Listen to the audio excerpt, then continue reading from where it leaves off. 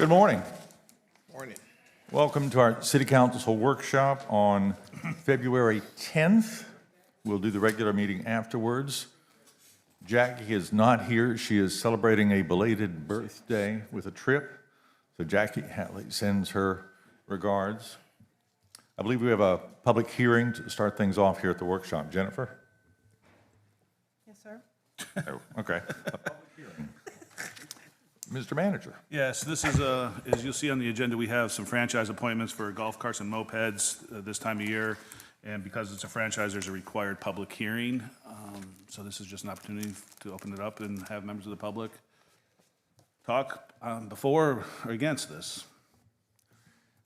Franchises can be for up to 7 years. We are doing these for 1 year at a time for the That's correct. We've golf done carts this and for mopeds. since I think 2017 or 2018. Are there any members of the public who would like to comment on the franchises that the city is proposing to issue for golf cart and moped rentals in the city? Hearing none, we'll close the public hearing. Thank you. During the workshop today, we have a number of discussion items, starting off with the Skywheel Pedal Pub discussion. And Mandy Sabrangi is here from the Skywheel. Mandy, would you like to come forward and tell us about the Pedal Pub, which we saw in town back in December, maybe? Got a special event permit over Thank the you. holidays. Thank you for having us today. I'm Mandy Sabrandi, owner and CEO of Global Leisure Management, or GLM. I'm here today to respectfully ask for your support for our request for a franchise agreement for the operation of a special vehicle regulated by Chapter 23, Article 1 of the Myrtle Beach Code of Ordinances, allowing us to operate a pedal pub within the city. Well, and just for the essence of time, we'll run through the presentation, and then we'll have time for questions at the end. Here with me today is Angie Geppicher. She's with GLM.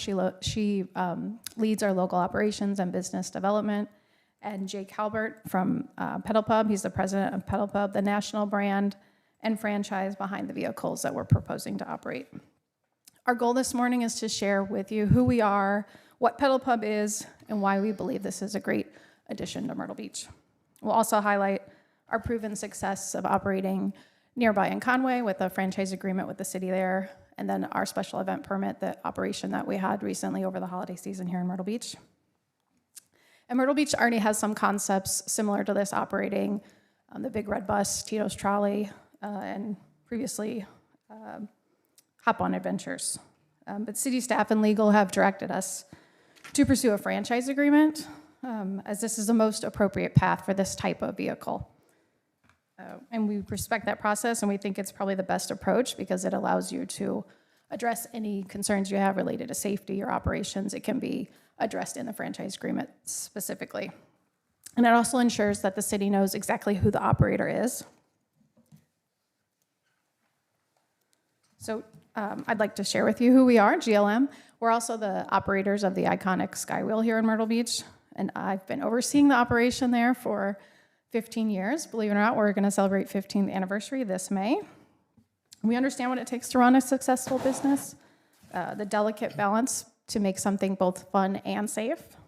The Skywheel is a world-class attraction. We're proud of that. We've become the icon of Myrtle Beach. We take great pride in that, just like we want to make sure that Pedal Pub is something that Myrtle Beach will be proud of. We're also involved in the community. Many of our team members are participant members and sometimes even board members of various local community organizations and in the industry, LGS, OMA, the Chamber, PGS, and IAPA. We've been honored by the Chamber with the Community Service Award in 2023, and we've had a Frontline Team Member Award winner from the Myrtle Beach Hospitality Association. We understand Myrtle Beach's past, present, and future needs. We know that introducing new, fun, safe, and exciting offerings is important to help Myrtle Beach keep thriving as a beach tourist destination. We've had great success with the Skywheel, the Myrtle Beach market, and the community, and that has led us to want to expand here with the Pedal Pub. And I'd like to outline the specific requests we're asking for in the franchise agreement. The map shown here reflects the general operating area we're proposing. Our intent is to operate in a defined zone, and we needed to include where our storage location is on Campbell Street so we can get to and from storage to our routes. In terms of the structure, we're requesting a 5-year term. This provides enough stability for us to invest in the bikes, the staffing, and the marketing we would need to be successful, and it allows you to still have the future flexibility. We're proposing to operate 5 bikes. The operations would be year-round, with the understanding we'd probably close in January as it's the slowest month. We could reset staff and time for maintenance. Tours would begin at 11 a.m., with the last tour ending and bikes off the road by 10 p.m., and then each tour lasts approximately 2 hours. And now I'll turn it over to Jake, who's joined us from Pedal Pub corporate office to talk more specifically about the Pedal Pub and the touring vehicle.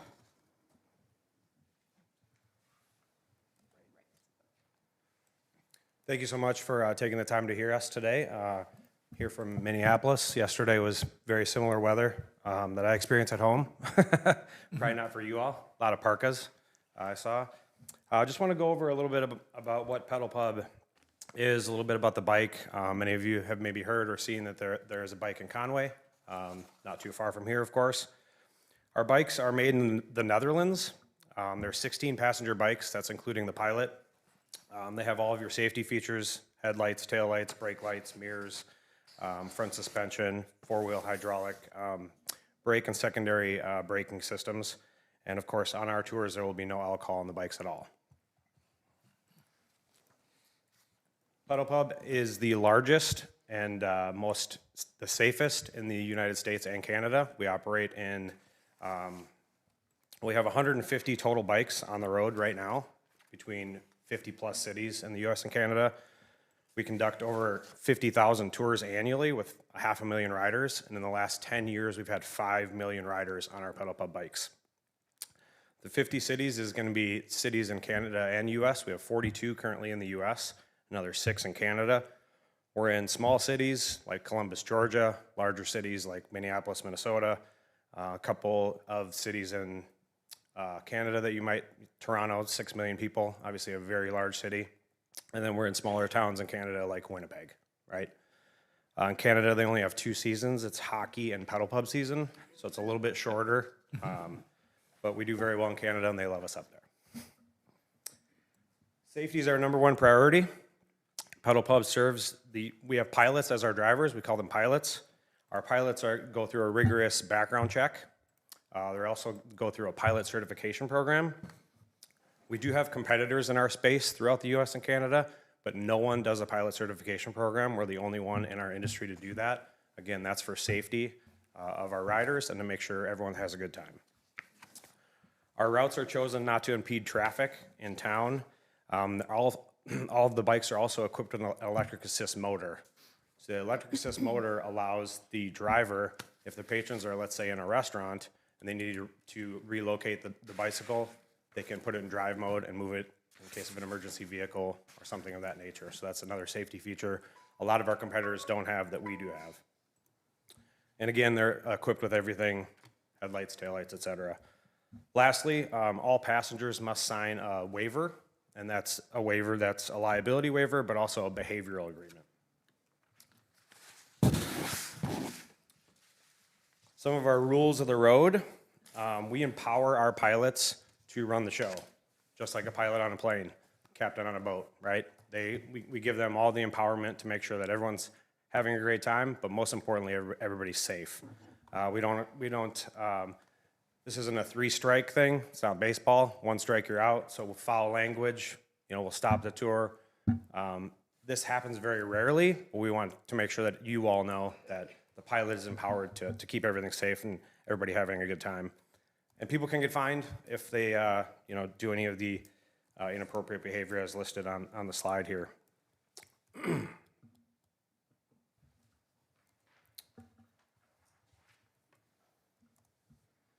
Again, Pedal Pub routes are chosen not to impede traffic. We do not travel on roads that are 35 miles an hour or higher.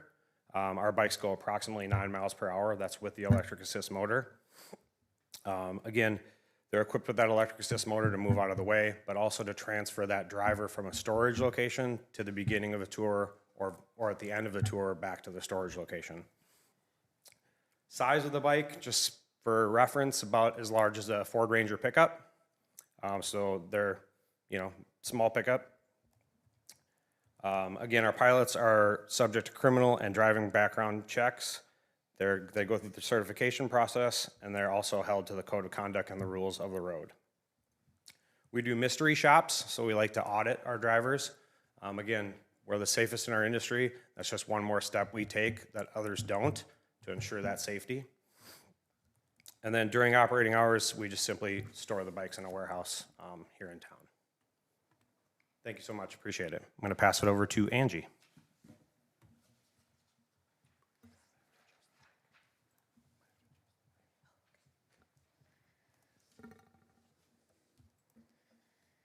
The next slide is going to show our pedal pub tours. The tours are 2-hour guided tours. They hold up to 15 passengers, 10 pedaling and 5 seated. So there's a bench in the back that has, you can fit 3 people, and then there's 2 other seats on the bike that you don't have to pedal. So it definitely can accommodate lots of ages and abilities. Pre-scheduled routes and stops at local businesses and landmarks is what we do. There's no alcohol on the bike. You have the option between 2 tours, 1 public, meaning that if you, this option is perfect for individuals or small groups looking to mingle and make new friends with exploring the city. So basically, someone can, maybe there's a group of 4 that books the tour for a certain time, and then someone else randomly can come book the rest of the seats. A private tour, that's what it is, it's private. So you can buy the entire bike and only have 7 people if you want, or you can fill it up with 15 people.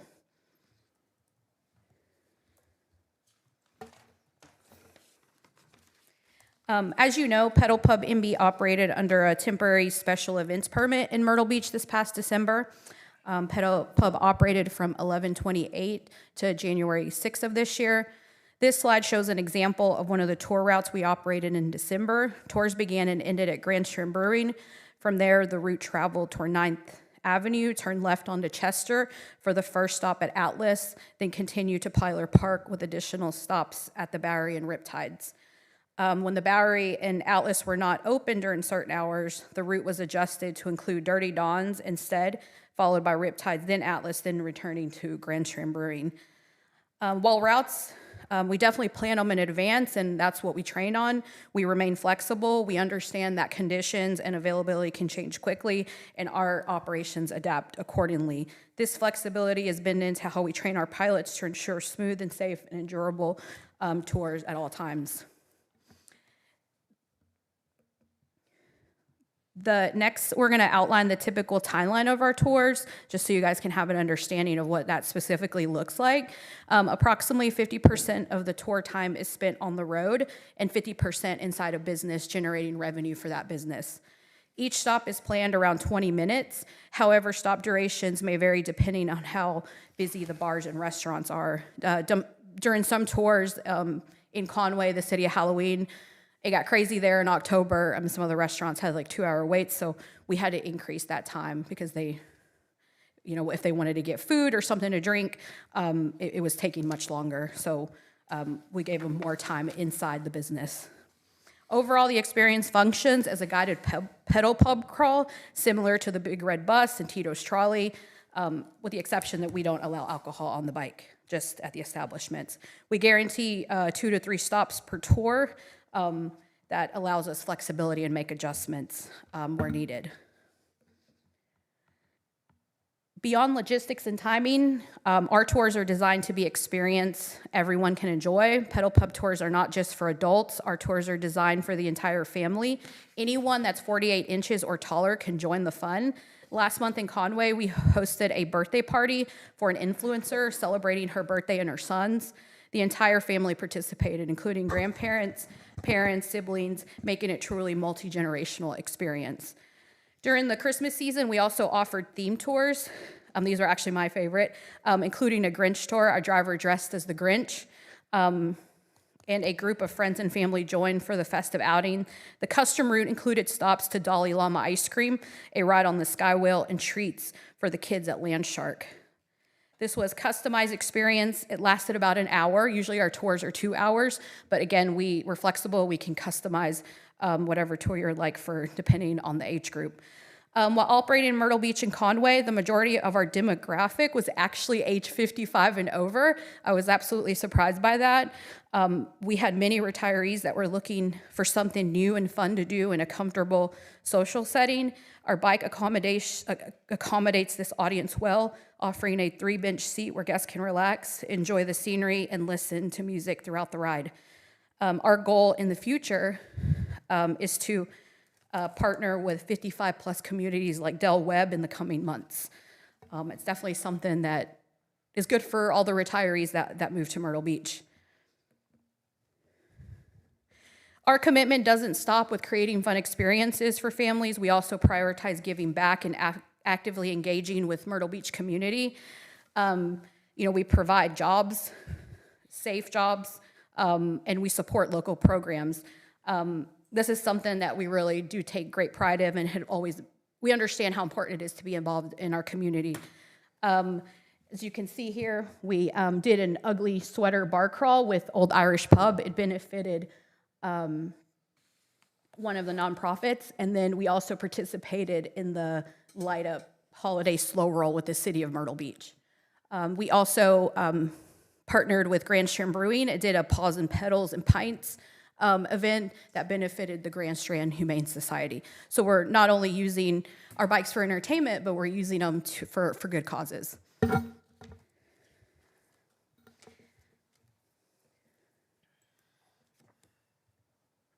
On October 1st of last year, we began operating in Conway, South Carolina. We were granted that 5-year franchise agreement with the city of Conway. We began operating during the opening of the City of Halloween. During that time, we introduced the Will and Witches tour, where we stopped at local bars and restaurants and guests dressed up as witches. We also made stops to take photos at many of the city's Halloween decorated locations, created a festive and more memorable experience. Because of the success of City of Halloween, Pedal Pub Conway achieved the best opening month of any Pedal Pub franchisee in the company history.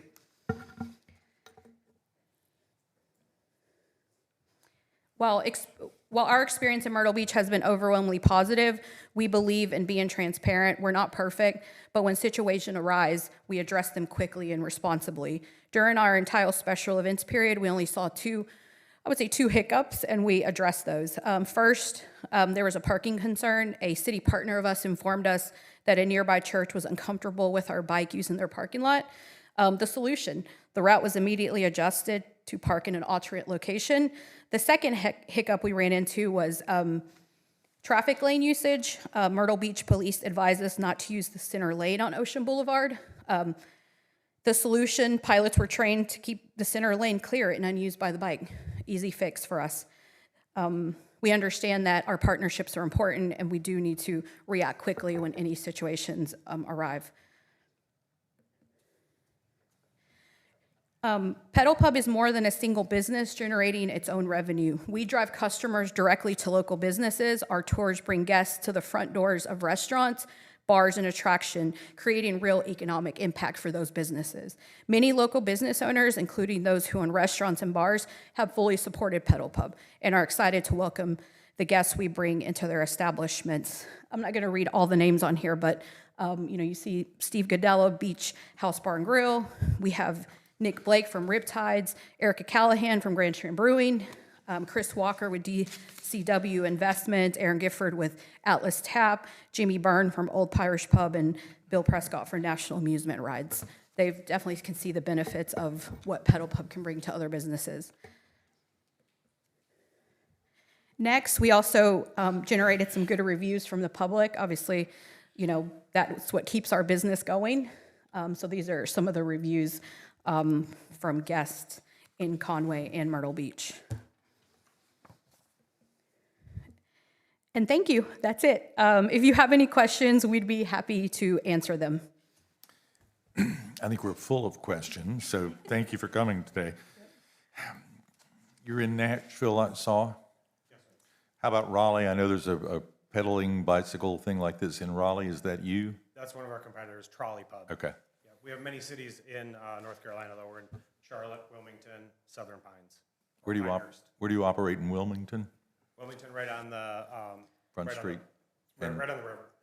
Okay. Yeah. No, but what part of town? Is it the Downtown. the historic downtown, Front Street and so forth? Okay.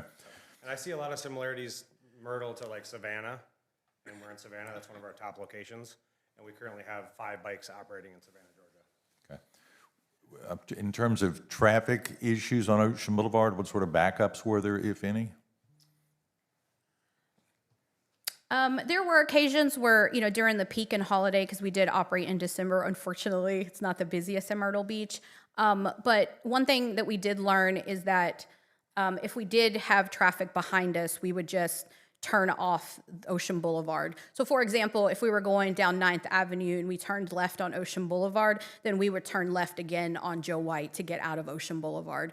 So I think definitely the thing that I've learned is that we need to stay shorter times on Ocean Boulevard to keep the traffic moving. And you're only on Ocean Boulevard for literally 2 blocks. Is Oh, what you're yeah, saying. yeah, definitely. And we can adjust that if we see that, because Ocean Boulevard does get backed up, as you guys know, so we can definitely make quick adjustments there.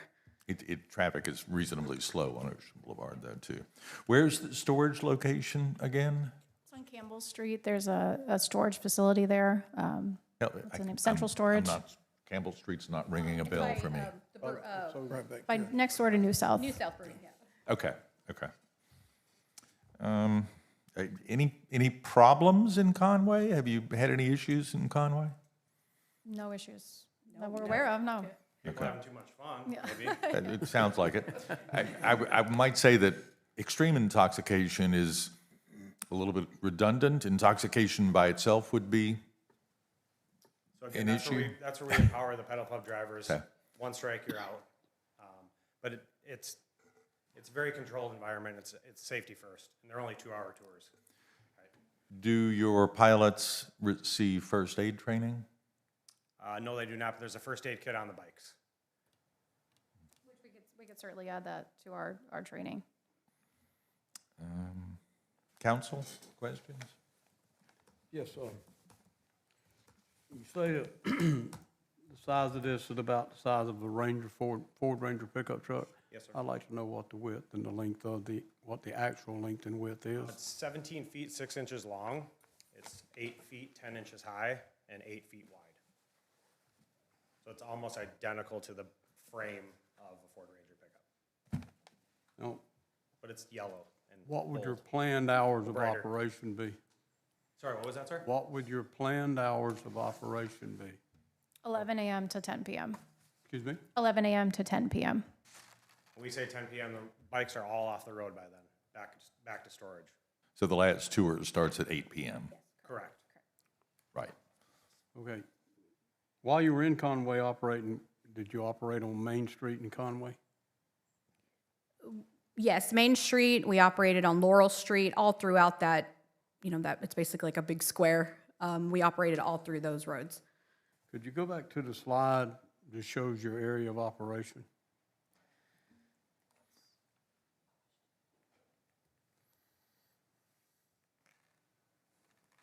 No, further back to like slide 3.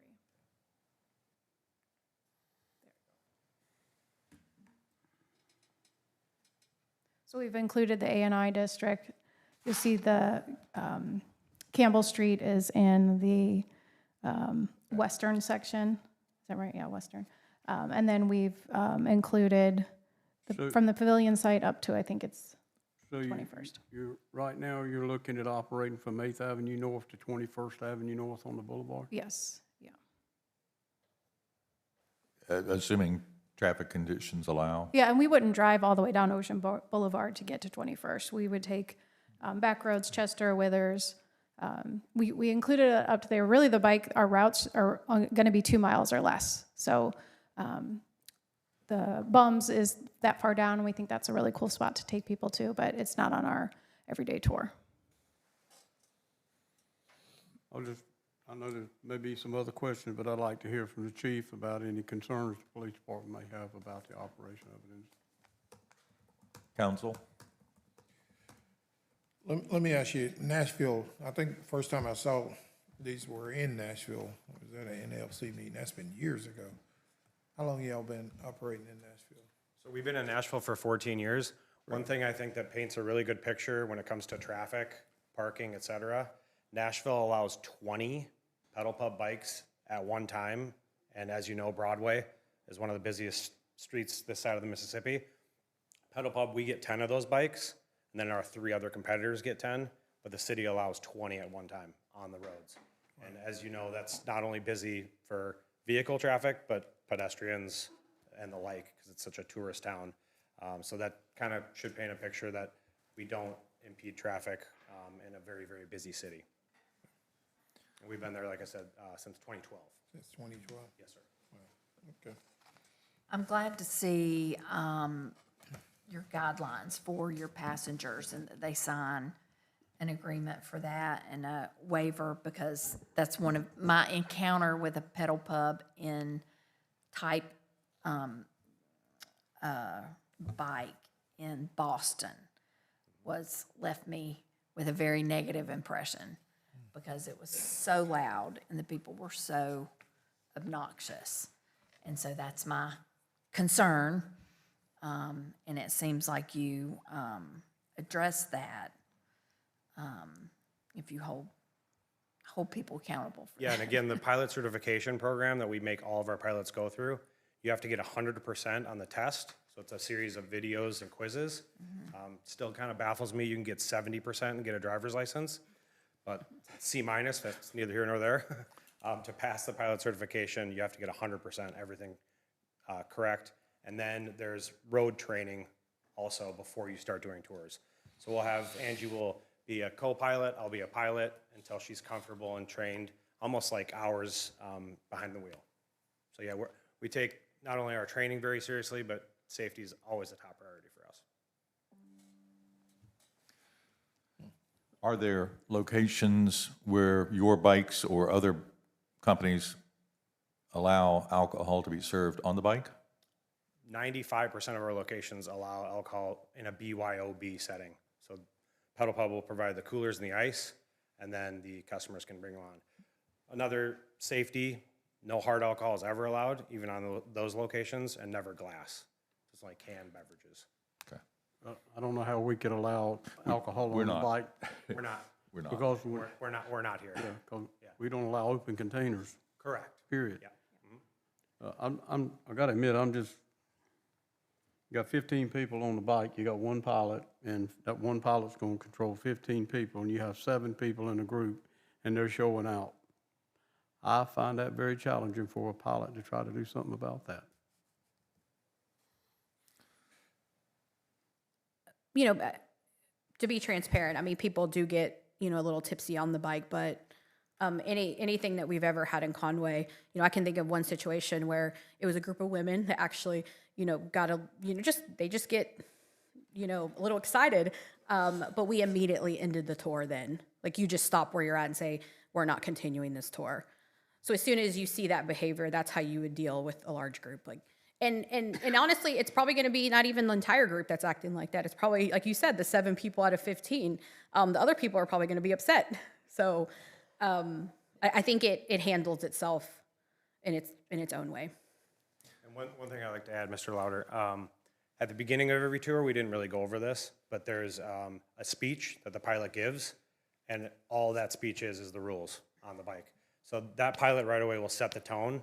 It's kind of like buckle your, you know, on the plane, kind of one of those speeches, but it really lays out, you know, the rules for the day, and also reminds them, one strike, you're out type of thing. So it really does like set the tone for the tour. And the other thing I want to reiterate is in those roles, when they sign their waiver, if we have to end the tour early because that person chose to misbehave, they get fined $300, automatically gets charged to their credit card. Yeah. So that's a huge thing for someone. You better act right or you're going to lose out on that money. There's your get in their pocket. Yeah. That's a deterrent. When we heard from you folks, gosh, I guess, 15, 16 months ago when you were here, one of my big concerns was safety. And I see that you've done a lot with that. So I'm grateful that you've done that, and I'm satisfied, at least from my viewpoint, that you will be running a very safe business. I can see where it will benefit us over the years. I also had the opportunity to view your pedal pub up in Conway, just to, so I have a visual idea of how this thing really works. And what I saw just that one time is the people really seem to enjoy it.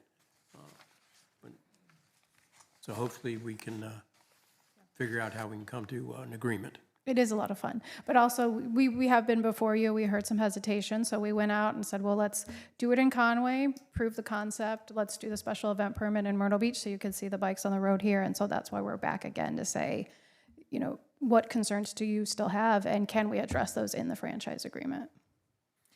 I saw it operate here, so I know that it functioned here. It's a 5-year franchise agreement that you're requesting. I understand that in terms of your investment. What sort of out is there in the franchise agreement? Should there be a reason to discontinue it? We would probably have to put an out clause in the franchise agreement where we could 30-day notice. 30 days notice, something like that, in case there is something significant. I've said publicly that we need to find a way to bring more fun back to the beach, and this does sound like fun. Exercise, but fun. You do have to pedal. Mr. Louder asked about hearing from the chief. The chief is here. So if there's any concerns, maybe we can get them out now.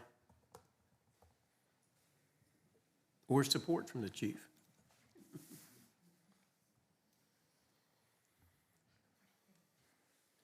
Good morning. Morning.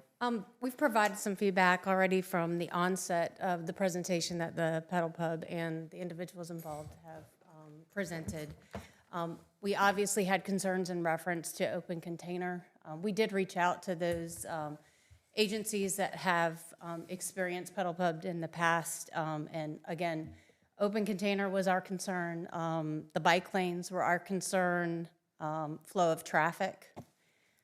Overall noise, and then the rider ratio to the pilots. Those continue to be our concern. Safety is a priority for us always and will continue to be a concern for us. So those are, we agree with the council comments. Obviously, they're not doing open containers, so that comes off We understand. off the list. We understand what the law states, but we also understand what happens when you come out of a bar. So that's obviously something the pilot will have to address, because we know that what we have to address when people come out of our bars on Ocean Boulevard. So those are some things that we've conveyed, and we want to make sure that we understand. We convey that, we make sure that we understand what our laws are. How is the vehicle classified? Is it a bicycle? I find that a struggle. And we've had that conversation, unfortunately, because of the weight of it, and that's one thing that we're still evaluating. And yet it does operate in other places in South Carolina, in other states, as something. It's referred to as multiple quadricycle, Yeah. touring bike, depends on the city and state. But it's too big to go in a bike lane, obviously. So, But it doesn't have a gas motor, so it's not a commercial vehicle. does it have a VIN? Does it have a vehicle identification number? It's not. It's a serial number from the manufacturer. It's manufactured in Europe, so they don't require the numbers there. I would recommend, seeing that your stops are 20 minutes, which doesn't give you a lot of time. Like if you have everybody in your group ordering a beverage, not everybody's going to be served, which is going to lead to what the chief is talking about. And I have done some restaurant crawls, that type of thing, in other places where the restaurant or bar had small sample kind of things for, for $10 you can get this, this, and this, and it's prepared and it's easy to get to, and people are in and out, and they're not, it's a smaller beverage, whatever, tasting, and not something where they're bringing feel like they've got to bring a large glass of something with them. I don't know if you've tried to organize with the stops Yes, to make sure that absolutely. is We happening. call them our partners, and so we would communicate with them when our tours are coming and that very thing. Legally, they can't have a special that's only for the pedal pub, but they have to offer it to everybody. But yes, to prepare ahead, to know that they're coming, push an item, promote an item, and then also use them to help educate the pedal pub riders. You need to finish this here. You can't leave with your drink, just to reiterate our rules of the road. But yes, absolutely, we want to partner with every stop. We're bringing 15 guests into their establishment to run up a tab in 20 minutes and leave. So they're excited about it, and they're incentivized to make it a good experience and a quick experience as well. The guests also wear a wristband that says Pedal Pub on there. So that's, we do educate our bar partners on that. Like, these people are for Pedal Pub, and we can also coach them, the businesses, on, hey, let's just watch our Pedal Pub people on the drinks. Yep. When you plan to stop at these locations along the boulevard, you just gonna stop in the traffic? No, we do have designated parking lots and parking spots that we stop at. We're not allowed to stop in the middle of the road. I don't even allow the pilots to stop in a parking lot. I mean, in a like a parking space, like on the side, just because there's not enough room to people to really get off the bike. And it is a little challenging getting on and off the bike. So what we do is we either go into like somewhere in a parking lot where it's maybe empty. For example, one of the stops is the Bowery and Dirty Dawns on Ocean Boulevard, right? So one of the stops, the drop off would be behind Ripley's, and they do have to walk. So we do make it to where they have to walk. We're not stopping in the middle of the road anywhere, or even in a metered parking spot. Well, thanks. Any other questions? Let's move on. Just here one this morning. question. Sure. The total amount of folks that will be on this are 15, is that correct? I suspect that there are times when you might just have 12. So when you're dealing with your partners, do you communicate that ahead? Dr. Connor's suggestion, saying having things set up already so they would know in advance that, okay, this time we're getting 15, next time I'm getting 12, whatever it might be. Yes, sir. That's something that we learned out the gate in Conway. I mean, like I said, restaurants had 2-3 hour waits, so we did have to communicate that, and they prefer that we communicate that. Our minimal is 4. You can book a pedal pub with 4 people. If you would just help me, for someone who don't drink it, and when you say no open containers, is that a can, bottle, or even a Nothing. cup? Nothing, no Nothing. alcohol. You period. can't, like, let's say you go into a bar and you buy a cocktail and you don't finish it, you can't bring it on the No, bike. and I've never seen Zero. an establishment that would allow you to walk out with a Yeah, drink either. you can't, so. there's nothing on the bike. So if They're supposed to not let you walk. I've never seen one do it, though, in my experience. Yeah, we don't. I just want to be That- clear, I mean, just so somebody can't say, oh, well, all I had was a sweet tea. No, absolutely not. Nothing. Okay, good. And that has happened. Yeah. That does happen where people will try to, oh, hey, I got a styrofoam cup. What am I gonna bring? No, absolutely not. And the pilots are trained to look. I mean, if it's a cup that's visible and open, then you can't have it. That is non-negotiable. Just to comment on the chief's comments about people coming out of the bars and that type of thing. Again, I'll refer back to Nashville. It's Nashville. And you've got 10 bikes on the road and people coming in and out of the bars. So again, pilots are empowered and it's safety first, always. Super. Mandy, thank you very much. We'll, the request is to have this seriously considered, I assume? Yes, we would request that you direct staff and legal to draft a franchise agreement for your review that could be voted on. Okay, thank you. We Thank can you. do that. Dr. Rob Salvino is here from Coastal Carolina University, and we didn't leave you much time, Rob. So talk fast. I believe Dr. Render requested an economic update. We typically hear from you at some point during the year, so it's nice to hear from you early today. So I assume this, Yes. Middle button. put my phone up here. Make sure that I am on. It goes to 10, right? 10 o'clock? Yes. All right.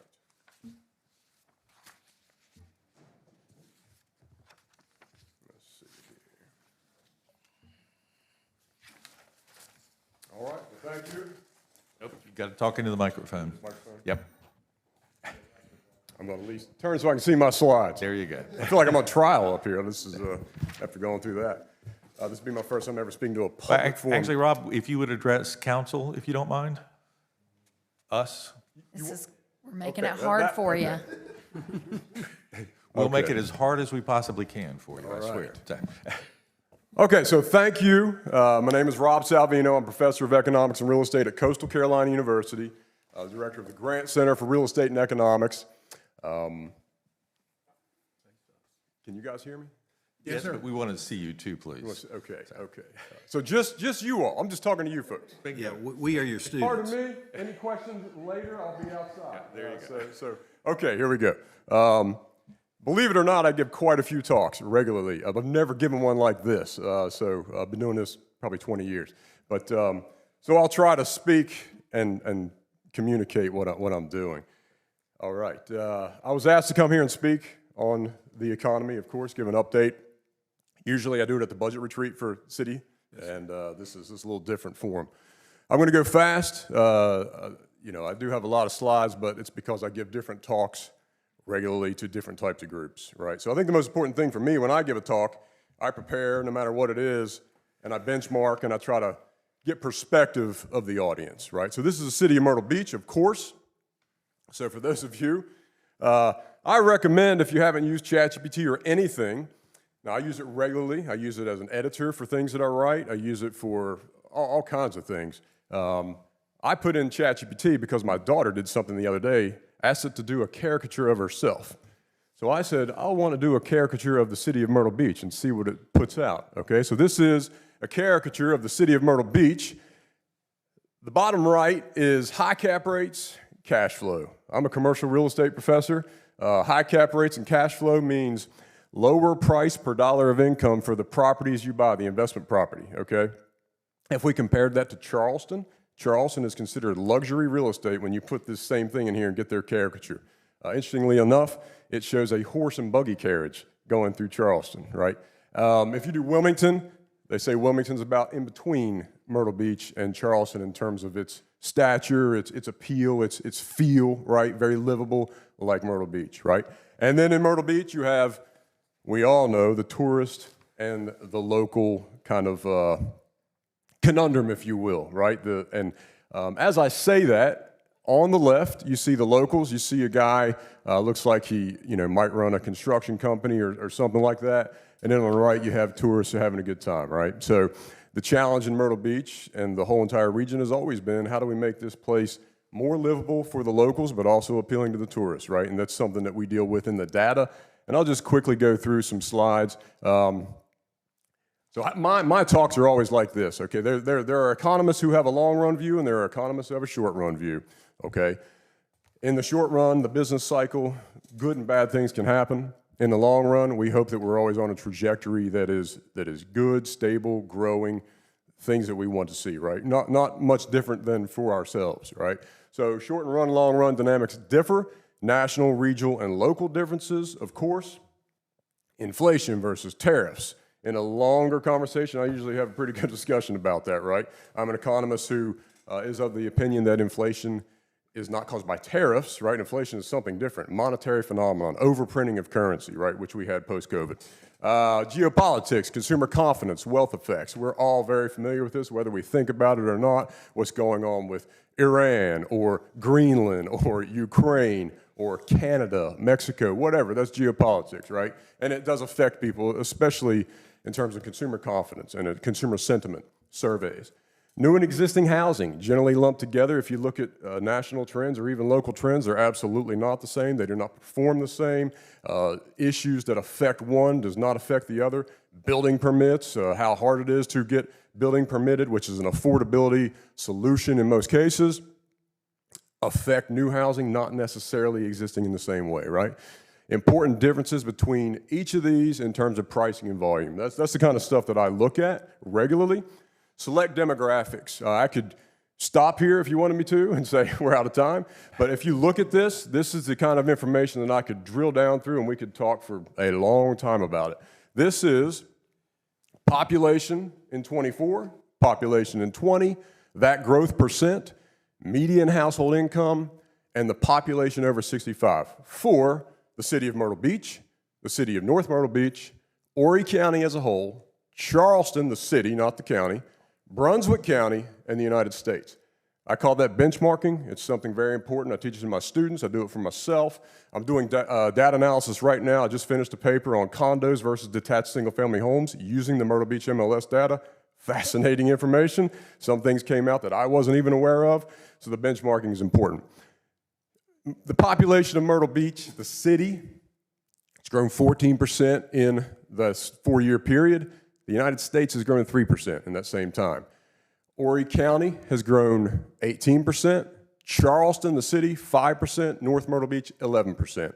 Brunswick County, 22%. You know, a lot of people think Horry County is the fastest growing county in the country. Brunswick, right above us, actually is growing faster than us, right? And if you think about Brunswick, I used to have a daughter, I still have a daughter, actually.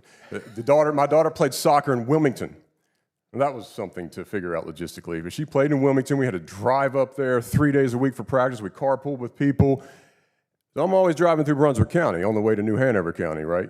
The fact that Brunswick County is growing that much, and you really don't see a lot of buildings when you drive up to Brunswick. A lot of housing, right? A lot of people moving there, certainly retirees. So let's look at persons 65 and over.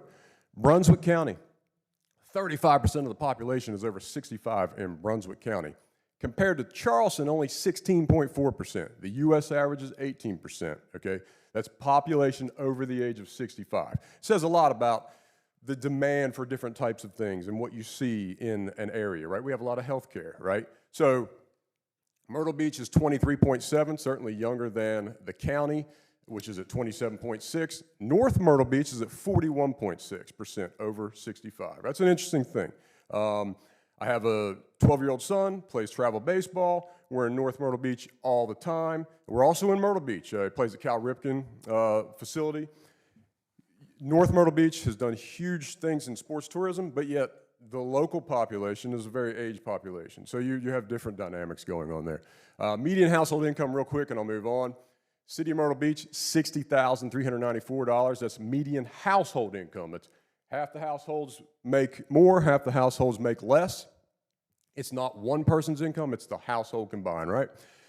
North Myrtle Beach, you're at 72,000 plus. Horry County, 66.8 thousand. Charleston, 92,000. I think anyone who drives down to Charleston, you see that, right? You can feel that when you go into Mount Pleasant on 17 and you get into Charleston, you can see the difference in income. Brunswick County, 77,000. The retirees are coming with a lot of cash. And the U.S. is 80,000, all right? Okay, when I first put these together, there was going to be questioning. I think it was Councilman Render that had asked me and Brian Tucker, could you say anything about the new Fed chair? Okay, so Kevin Warsh is the nominee for the Fed. What does that mean? We are definitely in a real estate town, right? And interest rates, mortgage rates, right, which were highly subsidized post-COVID, right? And the rates got down extremely low, between 2% and 3%. They're currently sitting around, let's just say 6 to 7%, depending on your credit score and what you're putting down. The question has been, are those coming down much more past that, right? And that certainly has catered into the affordability problem. And it was kind of a two-edged sword after COVID. You make housing so much affordable, it seems, with mortgage rates, but the demand shot through the roof without much change in supply relatively, so you had extreme price pressure, right? And I'll say in terms of inflation, inflation is about 35% of the inflation component comes from housing. So that's why I say tariffs, if anyone knows Milton Friedman, tariffs alone cannot cause the type of inflation that we had post-COVID. There's a lot of people that hate tariffs, right? But it's not the same thing. So it's kind of it's an argument that is sloppy, all right? Anyway, this graph that I'm showing right here is simply showing how much the assets that the Fed had on their balance sheet expanded after COVID and where it was before when Kevin Warsh came into office years ago. Kevin Warsh has been part of the Federal Reserve before, right? And so he's quoted as saying, after he left the Fed, but before, when he first started at the Fed in, I think it was, I think around 2000 or something, the balance sheet of the Fed has increased over tenfold, right? And he is not in favor of that. So Kevin Warsh wants to wind down those assets. What does that mean? What are these assets? The Fed has been buying long-term mortgage instruments, both 10-year treasuries and also mortgage-backed securities, right? They're a huge buyer of those. That caused the interest rates to fall. He is not in favor of doing that, right? But he wants to taper it slowly, and his belief is over the long term, here's the big risk. And here's something I said to a group a couple years ago, a bunch of accountants, treasury folks. The U.S.'s biggest risk right now in terms of interest rates going up long term, much more than they are at present, is fiscal irresponsibility.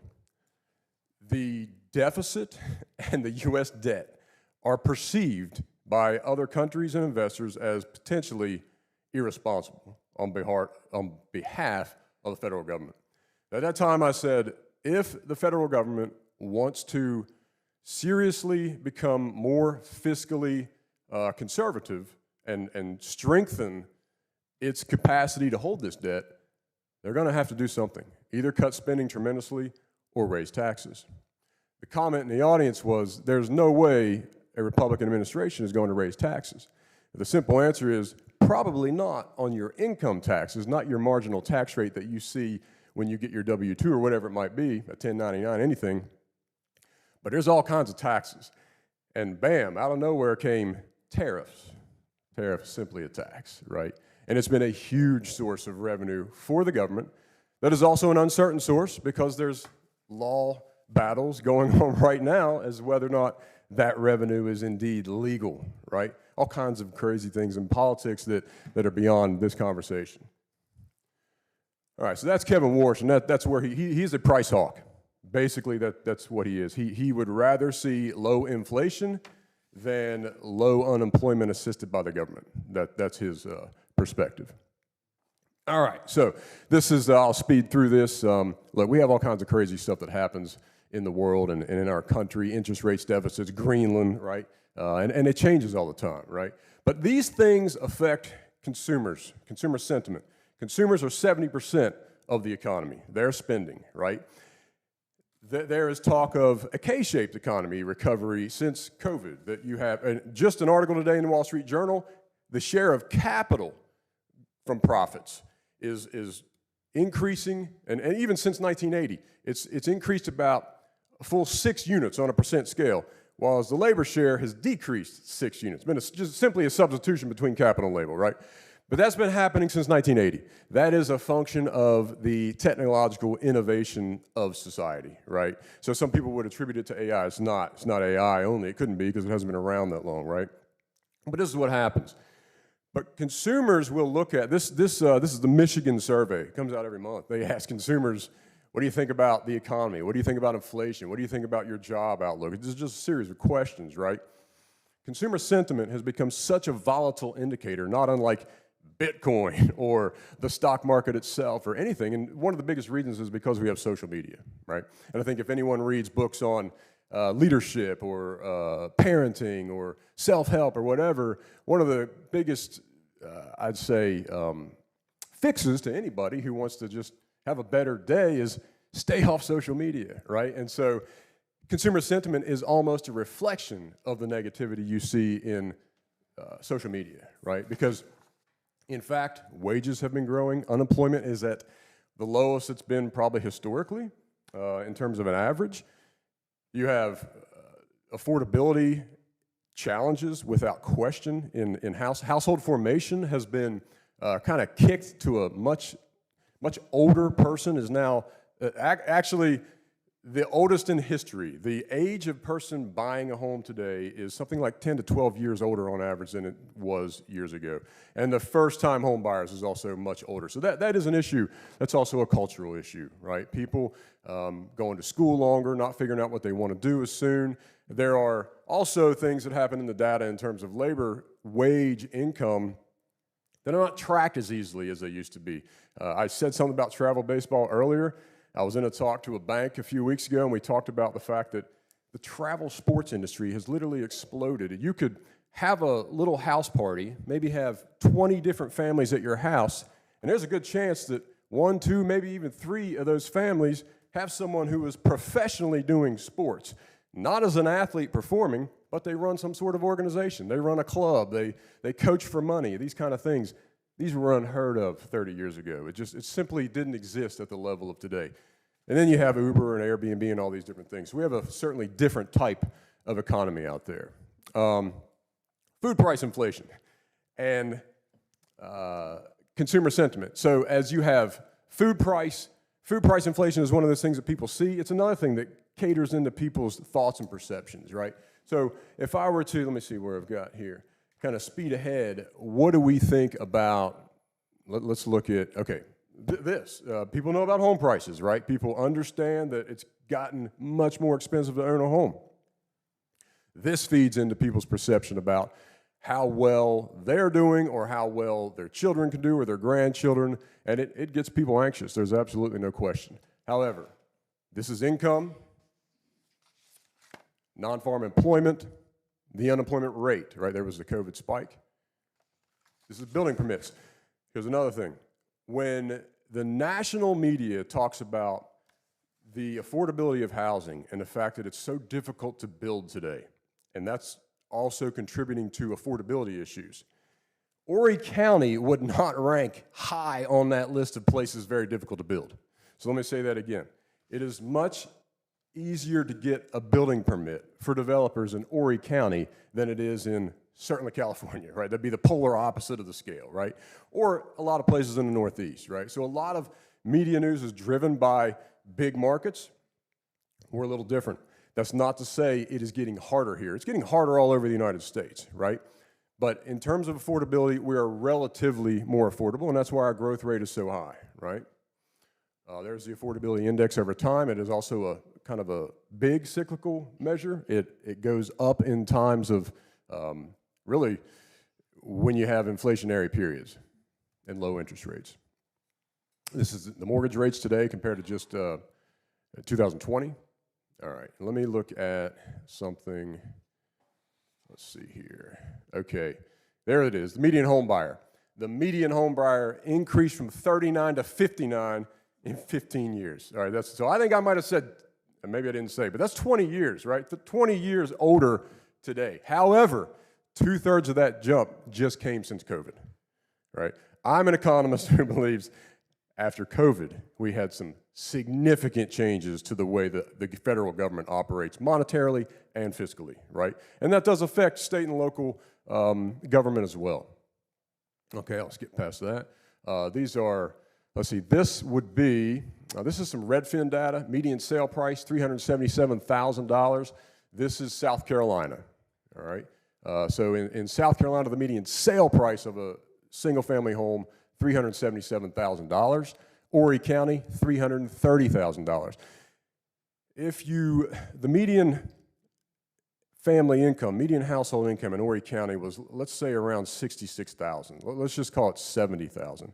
If you multiplied that by 4, you'd be at $280,000, okay?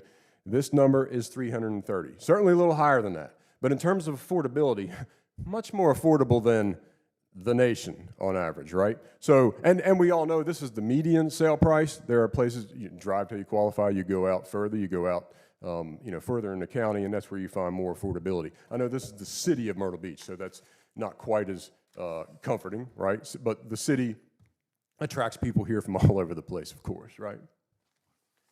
This is Greenville, just a comparison, so I'll jump off this. All right, so this is, so existing homes versus new. This is Myrtle Beach MLS data, which is the whole entire market, though. This is the Grand Strand. Dr. Savino, we simply have to start at 10. Sure. But I certainly wish you would come back. And again, 2 questions you can ponder for that is how this up and down economy we're experiencing now will affect our customers, our visitor base. That's why the early visit, we wanted to know. Okay, so Well, the fact is, the population growth, I mean, I'll just say real quick. No, The this is growth is great. strong. Population, income, and employment, those are 3 indicators that you must have for good economics of your place or your business or whatever it is. Those are all strong for this area. And really, regardless of, now, if there's a recession, a huge recession that affects everybody, not just here from California to wherever, but, on all terms, City of Myrtle Beach, this whole area is in good shape. In good shape, right? That's not to say there's not going to be a recession, but it's in good shape. we apologize for the time. All right, Please, yep. please come back. Thank you all. Thank you for your time. It looks as though we've got some work to do in our local economy, though, too, as we'll look, after looking at those numbers. It is now 10 o'clock. Shall we proceed directly? Let's do that then to the City Council meeting. Welcome. Glad you're here today. February 10th, 2026, Myrtle Beach City Council meeting. Let us begin with a call to order, an invocation, and the Pledge of Allegiance. If you'll please rise, and I believe Councilwoman Connor is going to do our invocation today. Stand if you're able. As we gather to serve the people of Myrtle Beach today, may we be guided by wisdom, humility, and a deep sense of responsibility. May our discussions be thoughtful, our decisions measured, and our actions grounded in what is best for our community. As we navigate the opportunities before us, may we do so with clarity of purpose, openness to collaboration, and respect for differing perspectives. May we listen carefully and speak honestly and work together in a spirit of trust and stewardship. Let us remain mindful of the privilege it is to serve, the impact of our choices, and the shared goal of strengthening the quality of life for all those who live, work, and visit our city. In your name we pray, amen.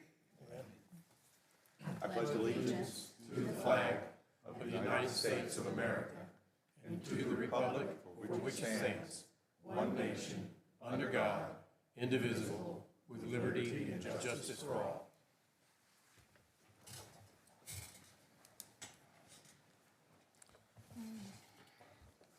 Again, thank you for being here today.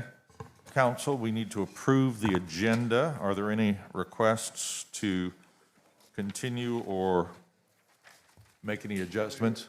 Request that we continue ordinance 2026-3. Had a request to continue to 26-3, which is the amendment to the elections section.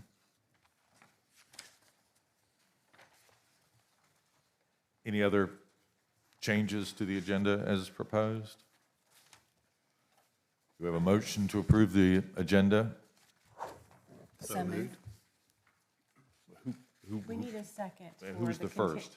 Mike. Mike is the first. Bill. Who's the second? Bill's the second. Thank you. All those in favor of the agenda as proposed? Aye. Say aye. Any nays? Thank you. The approval of the minutes from our previous meeting. Have you had a chance to review those minutes? Is there a motion to approve the minutes? So moved. Debbie? Second. And Bill? All those in favor of the minutes as presented, please say aye. Aye. Any opposed? And the minutes are approved. We have a proclamation honoring Black History Month, which is February. Meredith?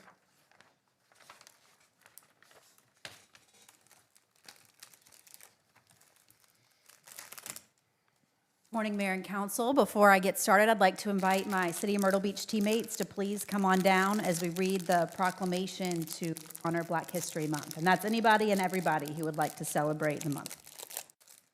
And if you're not a City of Myrtle Beach teammate and you'd like to come down and support, please also go ahead and come down.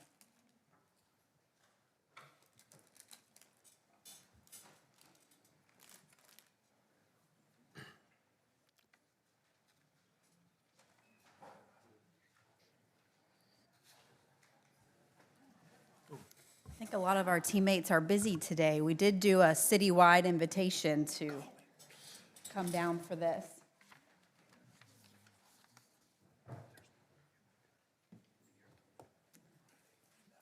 right, here we go. A proclamation honoring Black History Month, February 2026.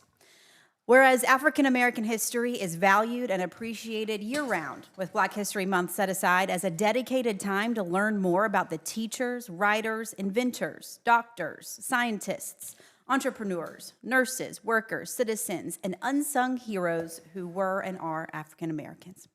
And whereas the formal celebration of Black history in the United States dates to 1926, when Dr. Carter Woodson set aside time to acknowledge the extraordinary challenges and accomplishments of African Americans, a time which then became Black History Month in February 1976 to honor the heritage and achievements of Black Americans. And whereas during Black History Month, our city, county, and country also recognize and applaud the courage and tenacity of African Americans who overcame decades of slavery, racism, and repression, and whose legacies are today woven into the successful fabric of our society. And whereas the celebration of Black History Month each February reminds us that the fundamental strength of our community is based on our diversity, and for this reason, we especially recognize and thank all of the African American employees of the City of Myrtle Beach for their contributions and teamwork in support of the first in service philosophy. Now, therefore, be it proclaimed that the City of Myrtle Beach designates February as Black History Month and encourages all to celebrate it in our continual quest for equality, freedom, and opportunity. Signed and sealed this 10th day of February, 2026. And I believe Chastity is going to accept it today. Thank you very much. Thank you for being here.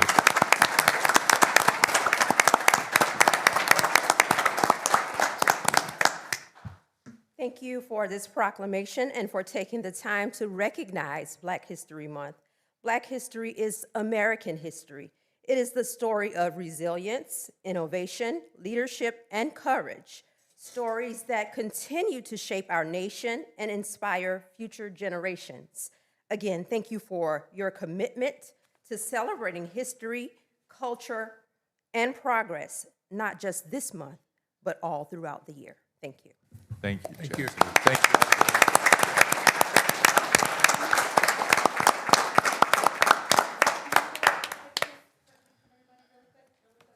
Do a quick picture.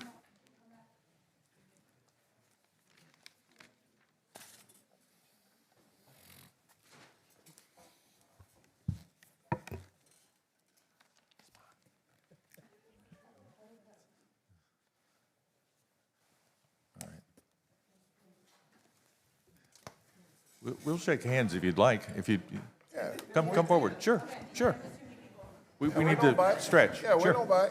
Okay. Come on. Well.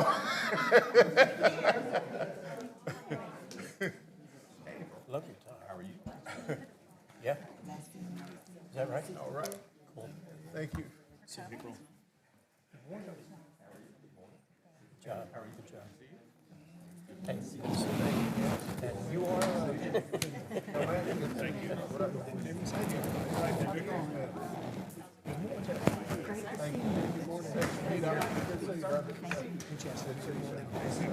are you?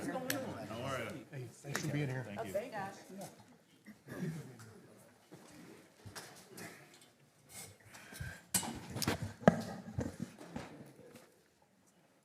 Thank you all for being here today. We have our Communications and Creative Services update.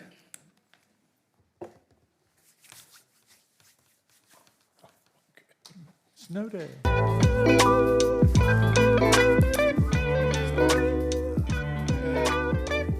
Hey City Council, Erin Bowling here with your communications update. Our top story, Myrtle Beach became a winter wonderland for the second year in a row. More than 3 million people enjoyed these views of Myrtle Beach from our Facebook. The City of Myrtle Beach said thank you to its volunteers at the annual Volunteer Luncheon at the Myrtle Beach Convention Center. This year's Volunteer of the Year award was given to Military Appreciation Committee member Anthony Paul Gonzalez for his dedication to city events and community veterans. Thank you to all our volunteers. Myrtle Beach celebrates Black History Month throughout February. Check out our Facebook page for the stories from our Black community throughout the month. 3, 2, 1, go! Runners put their fitness to the test at the Myrtle Beach 24-hour endurance run over the weekend. Participants had 24 hours to complete as many laps around Grand Park Lake as possible. Congratulations and a job well done to all who came out. Chapin Memorial Library hosted the popular Spill the Tea event last Saturday. Authors from throughout the state gave presentations, signed books, and met with the public to showcase their work. Pelicans ballpark renovations are moving right along. Team leaders gave us a tour. Highlights include more comfortable seats, a bigger video board, and a nearly 15,000 square foot clubhouse that will be available for the community to use for events. Speaking of renovations, Savannah's playground hit a delay because of the weather. Things are moving along, and we're looking at a late February ribbon cutting. Stay tuned. Beach Renourishment hit a few project delays as well, but will begin soon. Don't forget the 67th Avenue North beach access will be closed until Memorial Day. And meet Winston. He's Myrtle Beach Fire Station No. 5's newest member. The Bernese Mountain Dog Poodle Mix is loving his new home with the firefighters. Looking ahead, the Oysters and Art Festival is rescheduled for February 14th at Nance Plaza. The event was postponed due to weather. Plan to bring your dogs to Myrtle Paws on February 21st in the Market Common. The event features pet-themed vendors, entertainment, and a canine costume contest. Myrtle Beach's spring break track and field meets return to Doug Shaw Memorial Stadium this March and April. Thousands of athletes and coaches will participate in the Collegiate Challenge, Allen Connie Shamrock Invitational, and High School Beach Run. Myrtle Beach Sports needs volunteers to help. See more at officialmyrtlebeachsports.com. That's all for now. Have a great rest of your week. Thank you very much. Anybody know how many laps you can do around the Grand Park Lake in 24 hours? What was the answer to that question? The leader will. Did Patrick do it? Come talk to us, Patrick.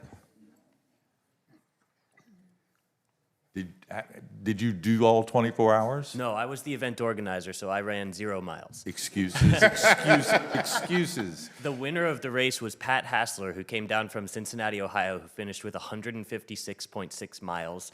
That is number 23 on the all-time list of longest distances over 24 hours for American men. And how many laps is that?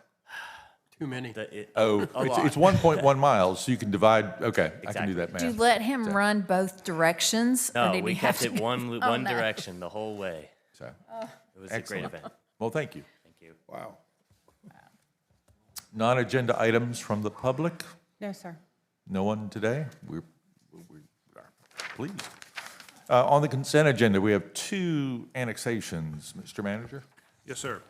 For this morning, as you just mentioned, we have 2 items for City Council's consideration. The first is second reading of ordinance 2026-4 to annex approximately .86 acres off Professional Drive, PIN number 420-1402-0008, and to rezone from Horry County Office Professional Institutional to Medical Professional. The second item is second reading of ordinance 2026-5 to annex approximately 1.02 acres off 21st Avenue North, PIN number 425-0501-00008, and to rezone the property from Horry County Amusement Commercial to Myrtle Beach Entertainment.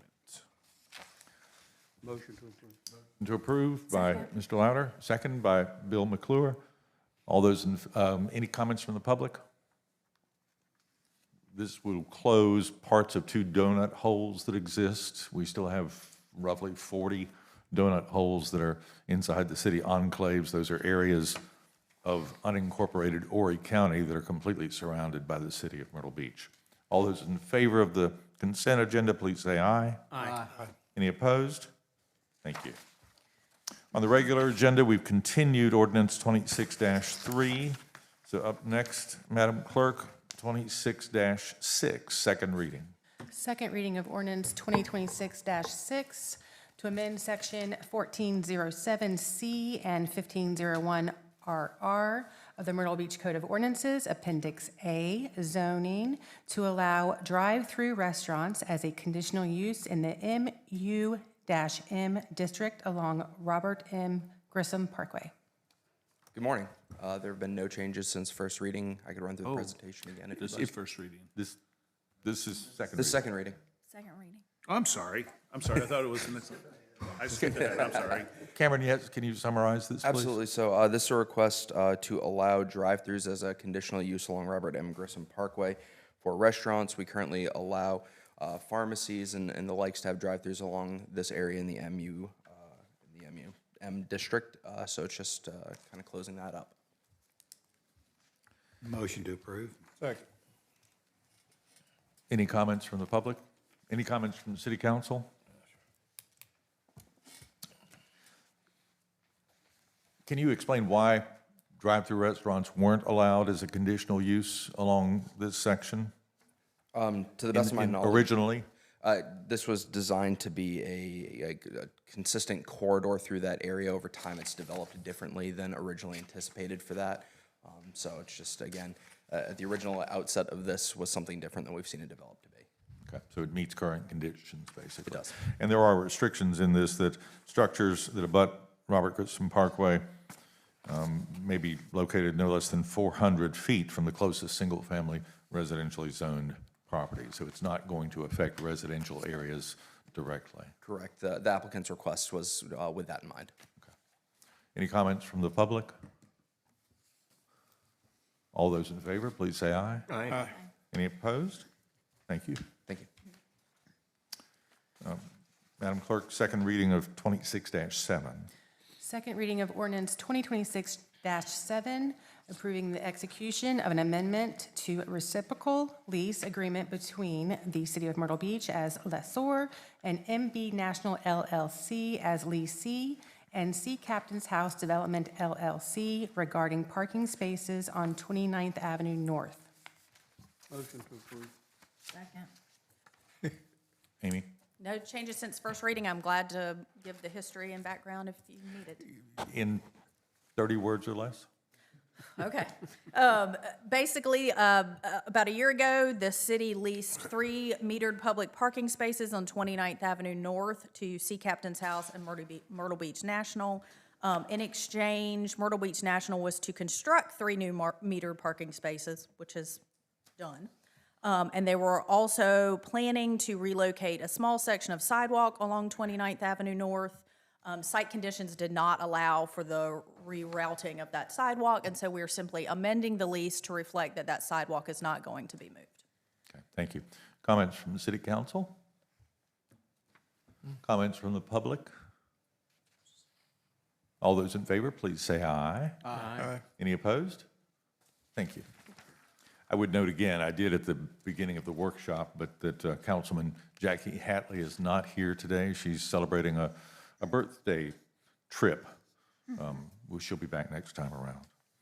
Madam Clerk, first reading of 26-8. First reading of ordinance 2026-8 to amend Article 14, Section 1407C of the zoning code to add gaming arcades as a permitted use in the MU mixed-use zoning districts. Motion to deny. Second.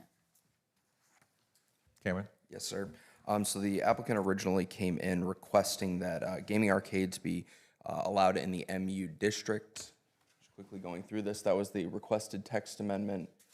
Originally, it would have impacted all of MU districts. This was voted 8-0 to recommend denial by Planning Commission. As there's too broad of scope, it encompassed all MU, and the request was submitted during an active zoning rewrite. After that vote with Planning Commission, the applicant did request to modify this to just impact the MUH district, which primarily occurs along South Ocean Boulevard, but that request would be before council as that was not considered by Planning Commission. Can you define a gaming arcade? Outside of just the colloquial gaming arcade, a building that allows for game systems and devices, electronics like we see typically down on Ocean Boulevard. Okay, thank you. And 5 gaming machines or more, define it. Is that, did I get it right, Ken? Yes, sir. We still want folks to have like a pool table or a little video game in a bar or something like that. So once you get above 5, once 6 or more games is what constitutes an arcade. Okay, thank you. We would motion to deny. Any comments from the City Council? Planning Commission recommended denial unanimously. Yes. Any comments from the public?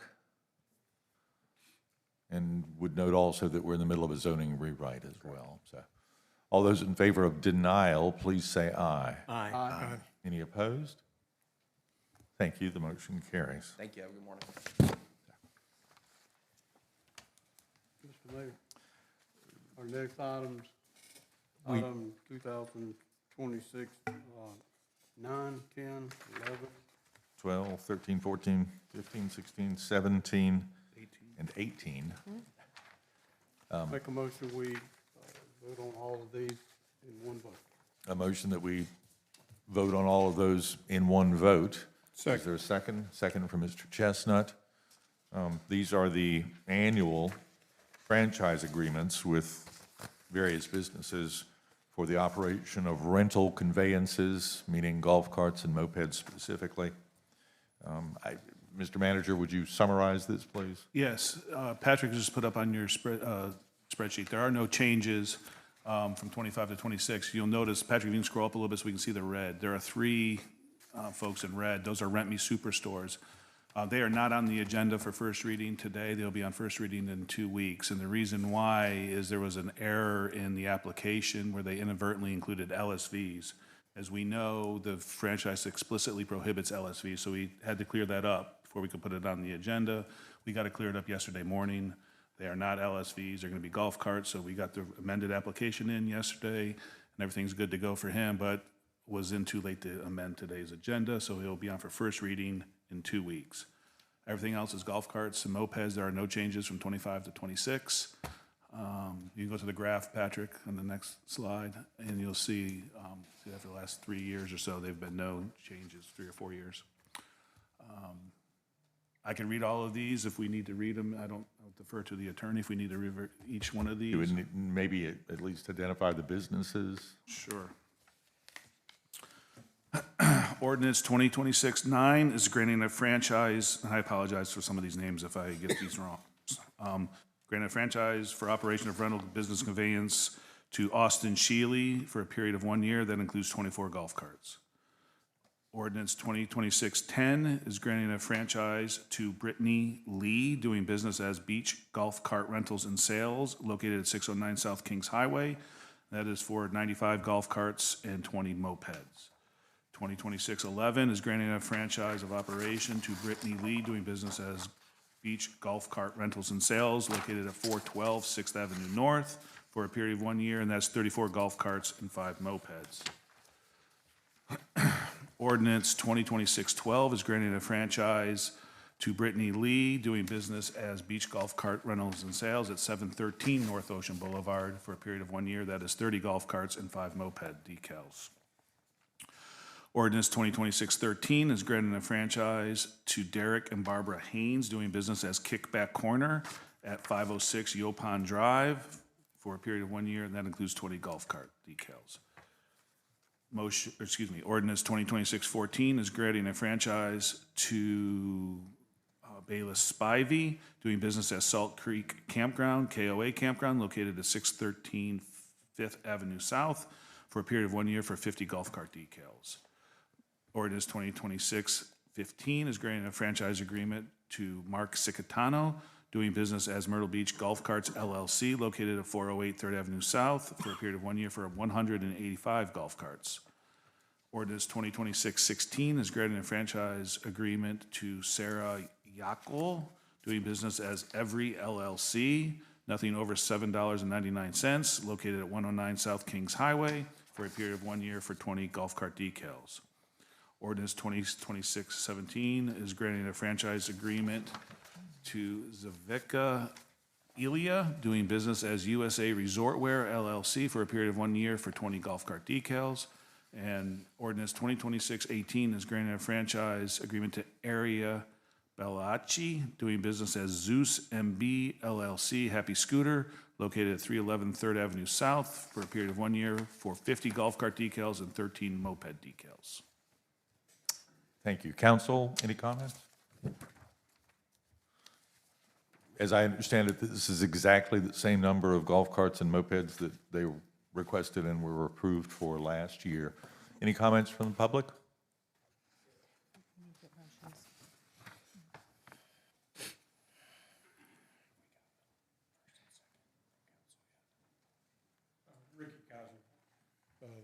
live in Myrtle Beach. This 2618, I know it's easy to overlook, but they increased by 30 golf carts. That's the only thing I wanted to note. I believe they actually meant, there was, 2 years ago, they were 2 locations, and they meant that they went down to 1. And they took them from the other location and put them all into 1. He has a point, though. It says the company was approved for a franchise agreement covering 20 golf cart decals in 2025. For 26, the applicant requests 50 Sorry. golf cart details That's and a typo. 13 no That's right, bid. that's a typo. It is whatever. Patrick, can you go back to the spreadsheet, please?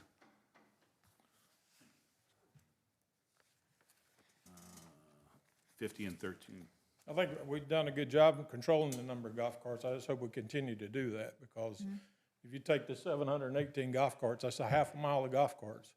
That'll go from Peach's Corner up to the Hilton.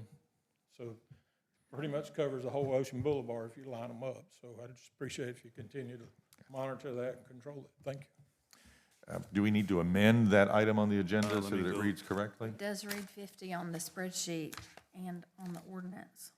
It does say 50 on the ordinance, then the ordinance is good. The ordinance is what controls it. The description here is what's, the typo is on the bottom. They says asked for 20 50 in last both year, and places. if the ordinance says 50, But down here is the description. That doesn't have the control. The ordinance is what's the ordinance, and I gotta look at the ordinance, but Ms. Connor says that the ordinance says 50. and 50 would not be the right number, though.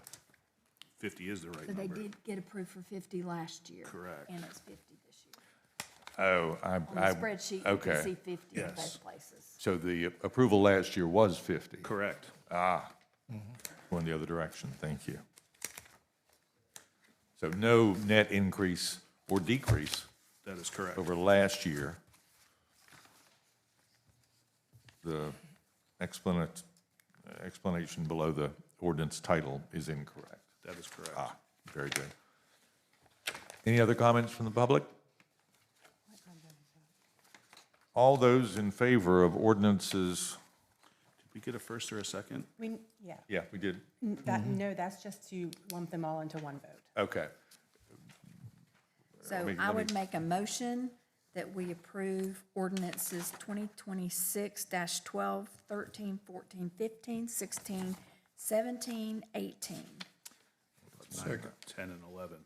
Yeah, I think it's more Did than I that. miss? You missed 9, 10, Oh, and 11. I didn't turn the sheet over. And ordinance 9, 10, and 11. Mr. Mayor, we already had a motion for that.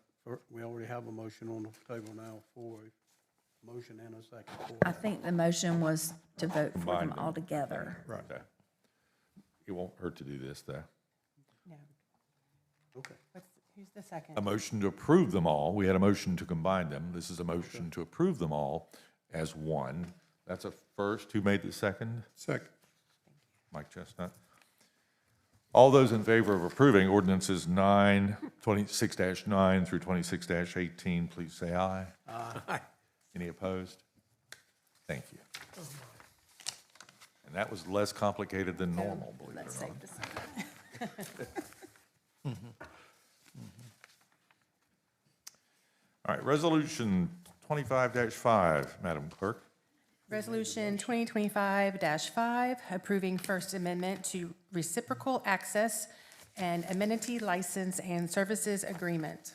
Should that be 26-5? Yes. Yes. Council, this resolution approves a one-year If you'll extension. talk into your microphone, please.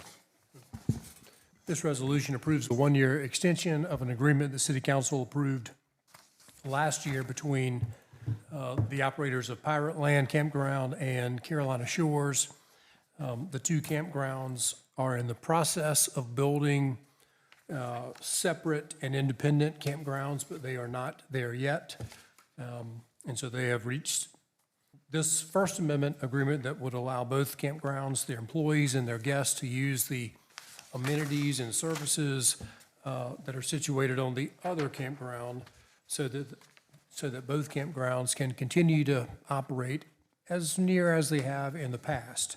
The city has no responsibility under this agreement. The city is simply acknowledging, as the owner of the Pirate Land campground property, is sort of consenting to the agreement between Pirate Land and Carolina Shores.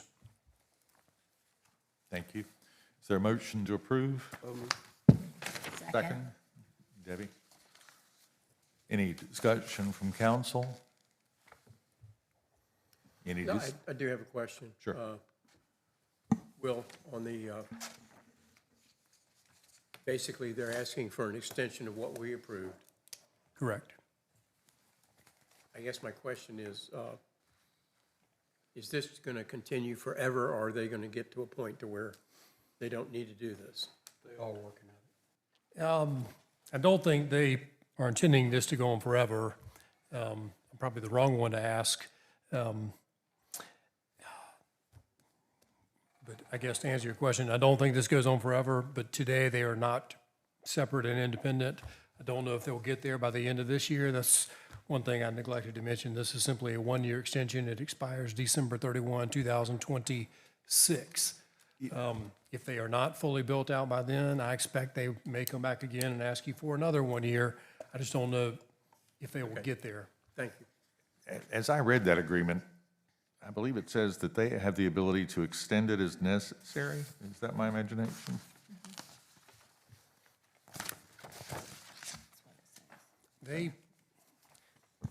They won't extend without city's blessing. Okay. But I think that is in the text, but anyway, that's fine. So, and this doesn't affect the rental charges that we receive? It does from not. the campground property? Okay. We have a motion and a second. Any comments from the public? All those in favor, please say aye. Aye. Aye. Any opposed? Thank you. And that was 26-5. Motion 26-21, Madam Clerk. Motion 2026-21 to allocate accommodations tax funding to the tourism and arts organizations and to the City of Myrtle Beach as outlined on Attachment A for 2026. All remaining funds subsequent to the tourism and cultural arts applicant allocations are to be used by the city as presented in the city's applications for those activities caused by our tourism concentration. Good morning, Mayor and Council. Brooke Morris presented this to you folks a few weeks back. We continued it until today. Before you today is $794,000 in recommended funding for our applying agencies. No changes since Brooke's presentation to you. The only thing that I would like to add is one of the questions that was presented was any applicants that had events outside the city limits. At that time, it was presented that Coastal were the only ones. Champion Autism Network, their golf tournament will be held at Legends. Yeah, the golf tournament is outside the city, but the rest of the events are inside Correct. the city. Yes, sir. Yes. Okay. And as I recall, the $794,500 was not the full amount available. We had roughly $50,000 to $55,000 that was not recommended by the committee. That is correct.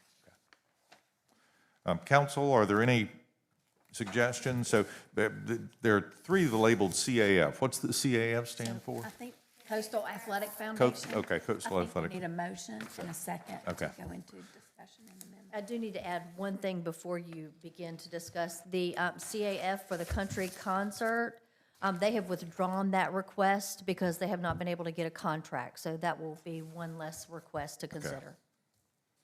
All right, do we have a motion to discuss this at this point? So moved. Second.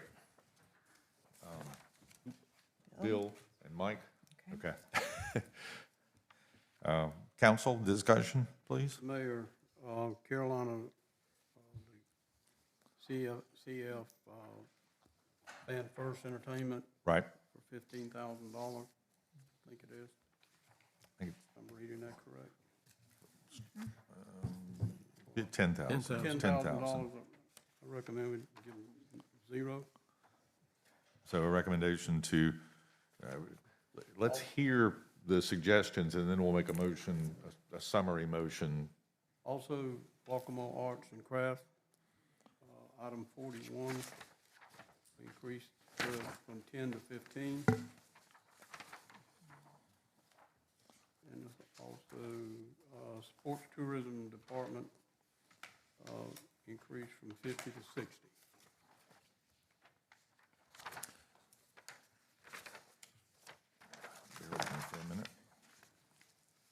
So we're subtracting from the recommendations. Is anybody, are the math people keeping up with this? Yes, sir. How much have we subtracted, Marla? Are you subtracting the 10,000 for, okay, so you're down 10, you're up 15, so we're up 5. And we're down to 5 for the country concert, which was taken off the list as well. Yes. So, okay. Other council recommendations, please? Yes, line item number 6, the Carolina Master Chorale. They had asked for 40, allocated 35. I'd like to see it go to 40. They do a lot of work that they really don't get compensated for. So I'd like to see The that. allocation request was, the committee recommendation was 30, not 30. not 35? And they asked for 40. I'd like to see it be 40, raise it to 40.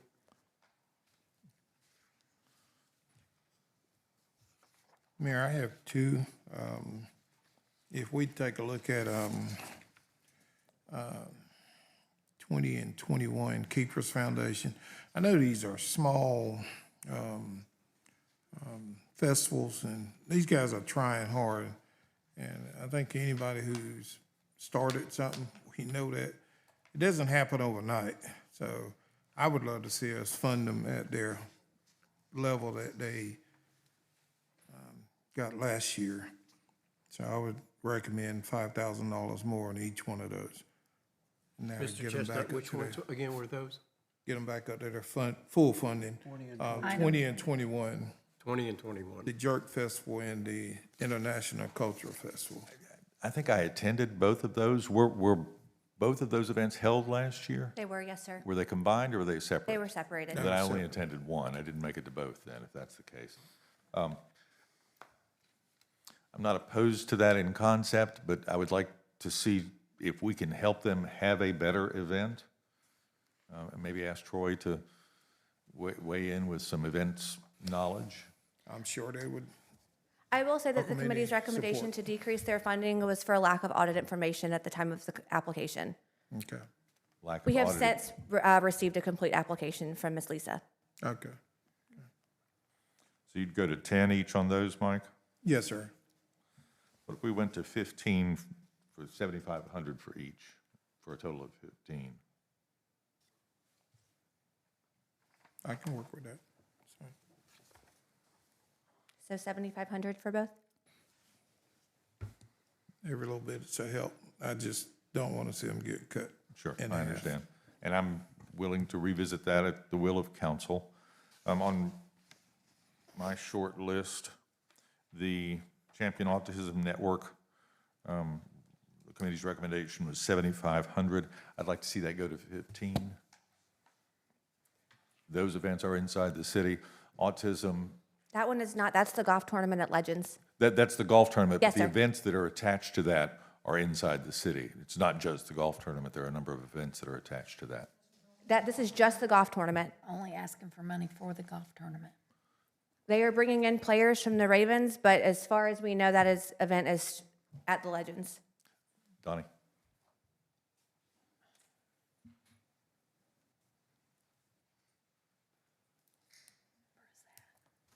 Don Emery, resident of the city. So what we have set up is a 3-day event, not just a golf tournament.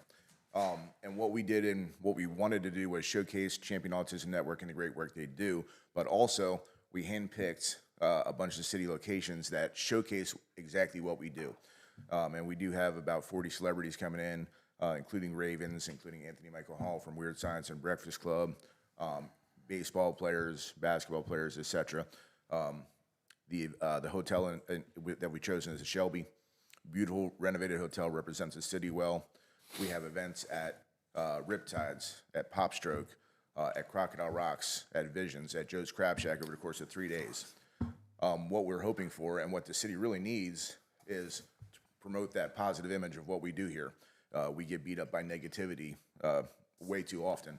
So what we were looking for and what I wanted was a 3-day event with people with massive reach on social media, Instagram, TikTok, Snapchat, all those things that we're missing right now, posting pictures every day, having a good time at the key locations here at the beach. And, you know, it's not just a golf tournament. It's not just about raising money for autism, although it is a great byproduct, but it's about showcasing the city, showcasing Champion Autism Network, and the positive things that the city has to offer, and showcasing the city in a positive light. That's the way I understood that. Okay, So, maybe their application A didn't. question, please. Just over here, short guy.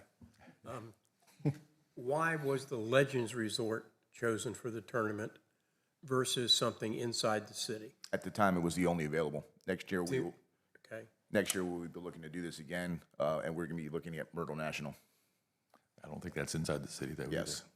That's not inside the city. I'm not sure Myrtlewood's inside the Yeah, I city. don't I think it think is Pine Lakes technically. is the only golf course. Now, inside. there are, I think, 4 golf courses. Oh, inside Whispering the Pines. city.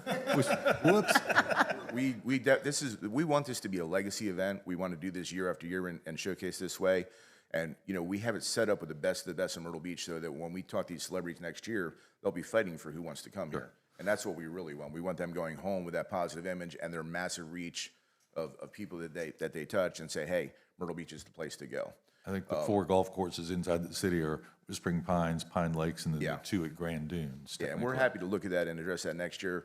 We wanted to time this in April because it's the launch of season 2 of Traveling the Spectrum, which is a phenomenal showcase of Myrtle Beach and the Champion Autism Network. Legends was just the only available at the time that we decided to book this.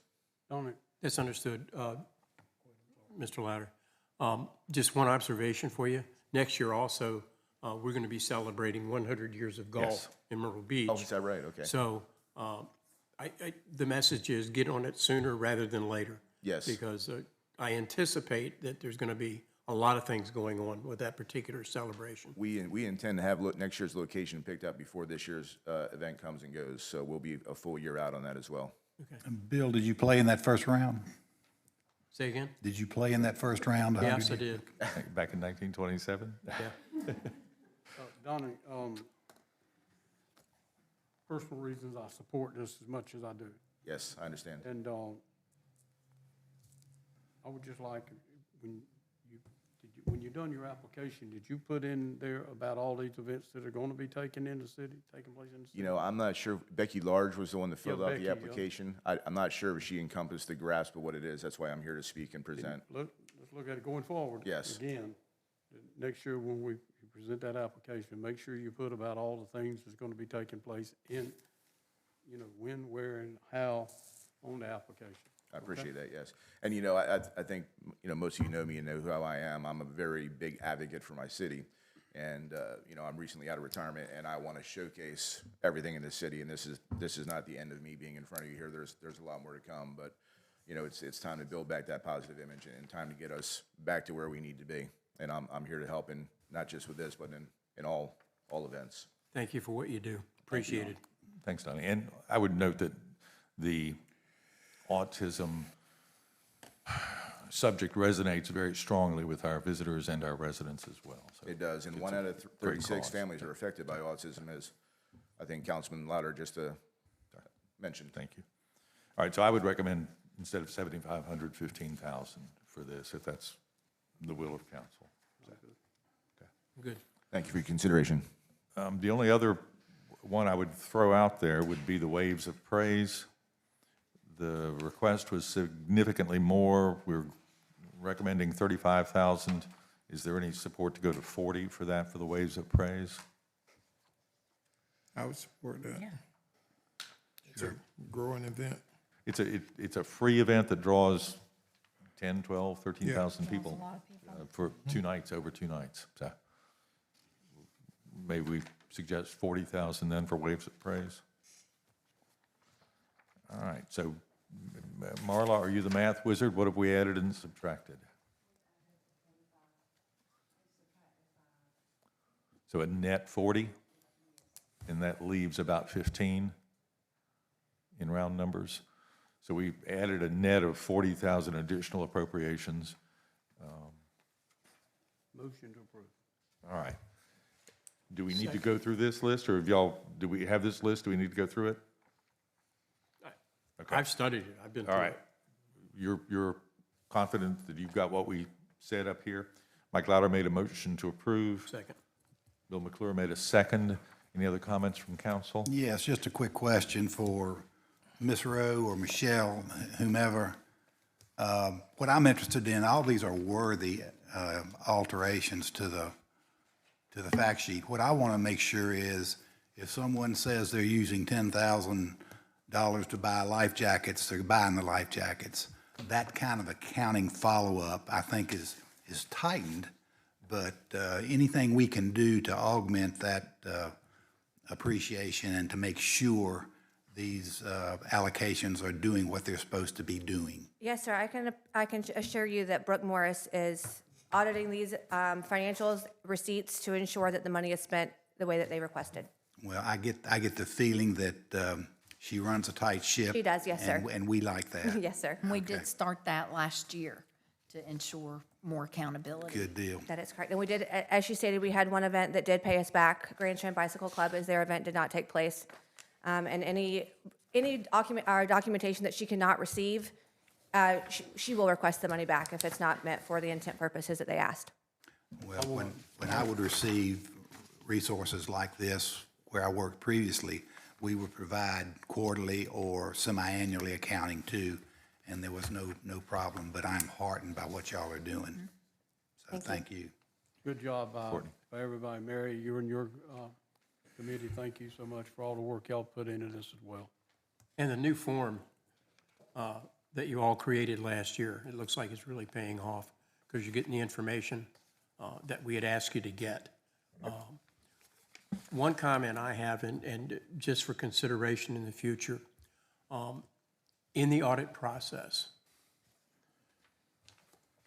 should we find an event organizer is using funds for things that are not really authorized, whatever that might be, and should it appear to be egregious, I would like to think us about suspending them from being able to be funded for a minimum of 2 years. But I know that's going to be a discussion. Definitely something to have a discussion. That's something council could do as part of its policy?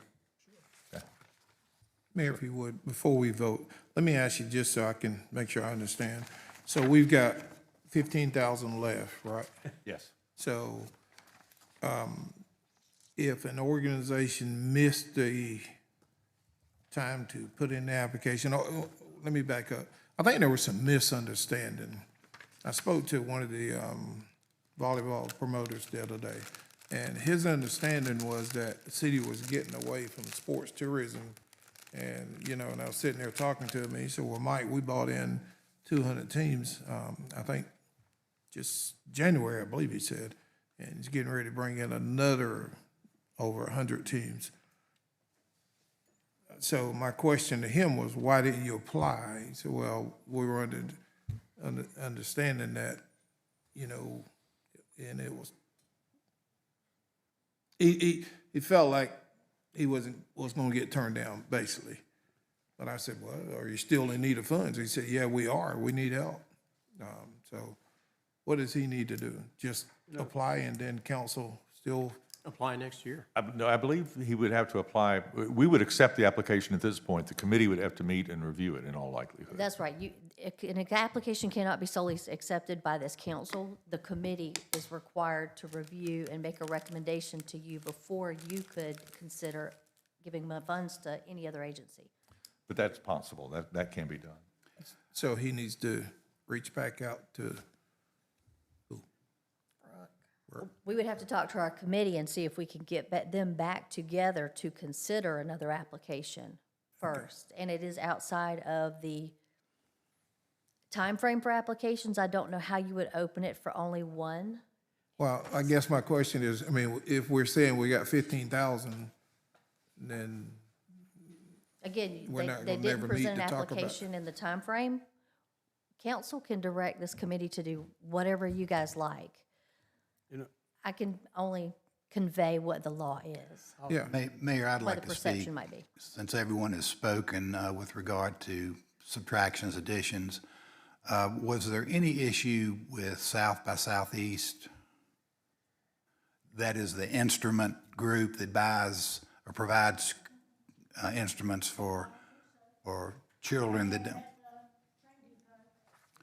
Well, if council's consideration, I'd like to increase that from 5 to 10, so more children can have availability to musical instruments.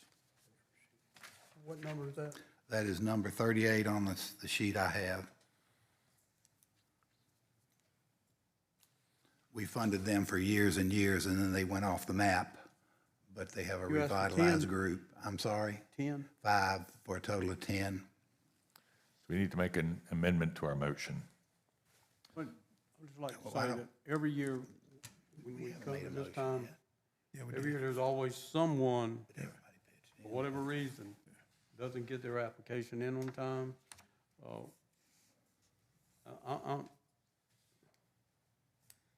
I think what we need to do is, these are the dates, this committee meets, they work through all of this, and when somebody, for whatever reason, they missed the deadline, then they missed the deadline.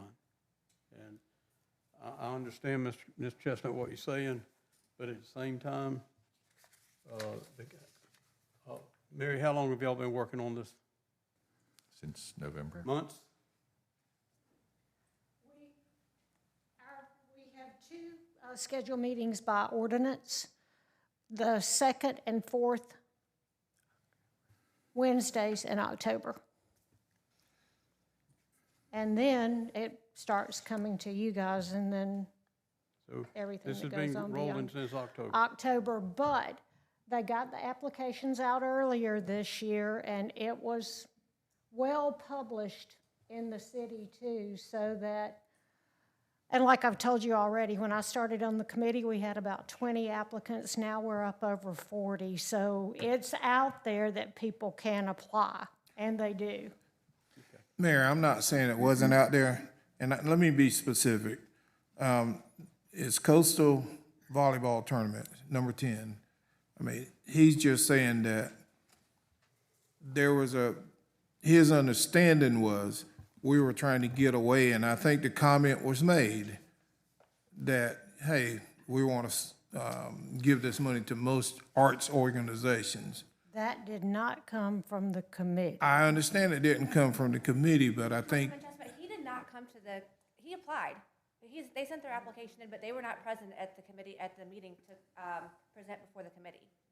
so, So he could have been heard and recommended funding, and he did apply. They just did not come to the meeting. okay, so if they don't show up at all, we don't give them anything. That is correct. Okay, is that? Can that change? Sure. Yeah. But every other applicant was there, but because he was not there to present, the committee recommended no funding. Okay. So he did apply then? Yes, sir. Okay. In my recollection of the conversation that we had specifically last year was that we wanted to see new events coming to us asking for funding. And we wanted to see hopefully some events, not necessarily the arts organizations, which is different, but the event funding for maybe some of those to become independent of us, that we help them get started and eventually they would be dependent and not independent and not dependent on us. And I think that was the discussion that we had that I recall from last year, but There was never any discussion, we were going to cut back on sports tourism. Two comments to take us into the future. We will continue to receive requests for sports tourism funding. That we can make that determination, I think. And then we've always talked about, for 30 years, we've talked about weaning applicants off of this, but in many cases, these are programs that benefit our economy, and that's one of the reasons why we're supporting them through the ATAX money. So I don't know that it's practical to expect many, if any, of all of these to actually become self-sufficient at the end And of a the day. comment that I've made to you before is we do have about the same amount of money that we get essentially allocated. We're cutting that pie by twice as many pieces. I got you. So people have been cut back over the years that used to get even a substantial amount of money that to give other new applicants more money, we have cut them back. And a lot of them have been sustained for the whole time that I've been on the committee, which is almost 20 years, so. Thank you, Mary. And Mark, could you remind us what motion is on the floor presently? We need to amend the motion To make it easier now, to add Mark, the additional. I can make it easier. Okay. now. I'll withdraw my motion, first motion. Who was the second? I think Debbie? I'll withdraw. Now I'll make a motion that we approve The additional request request. plus the other as request. it is right now. Thank you. The second, please. Second? All right. Other discussion from city council? I would note that we're talking about $800,000 out of $8 million worth, $8.4 million worth of funding here. And there are other monies that will be approved and granted as part of this ultimate motion. The Sports Tourism Department will get $60,000 under the amendment. The Fourth Avenue Outfall Project will get $392,900 under the motion. The 2007 Beach Renourishment Project for Reach 2, debt service of $383,000. Beach monitoring gets no money at this point. Convention Center marketing is budgeted at $550,000. And then Myrtle Beach Public Safety and Tourism Services, mostly the police and the fire departments, I believe, will get $7,024,000 out of this motion. Mr. Manager, can you explain what the $550,000 for Convention Center marketing does? We looked at it yesterday. Michelle prepared to summarize that. It's a little bit less than half of their overall budget, of which I know 370,000 line item is advertising alone. What's the other, do you know what the rest of the money goes for? It's their operation of their department, their Their marketing salaries, their department, okay. travel, printing, office supplies, anything that is in a normal departmental budget. I seem to recall at some point in the past it being $500,000. It's $550 today, is that my imagination? It's 550, right? Yeah, I know it's $550 today. I think it's gone up over time. So, okay. All right, we have a motion on the floor. Any other comments from council? Who was the second? Any comments from the public?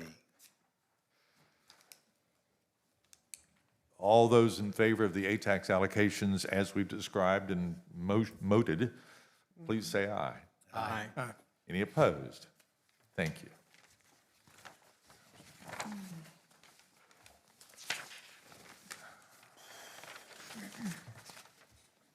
All right. Madam Clerk, motion 26-25. Motion 2026-25 to select a lobbying group to represent the city and approve a contract.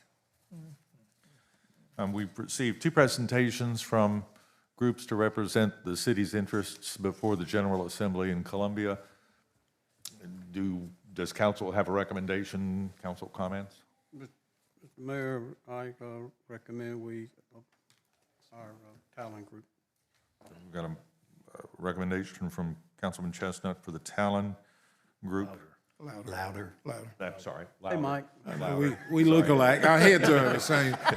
It was the hair, I'm sorry. It was the Brothers hair. from another mother. We look so much alike.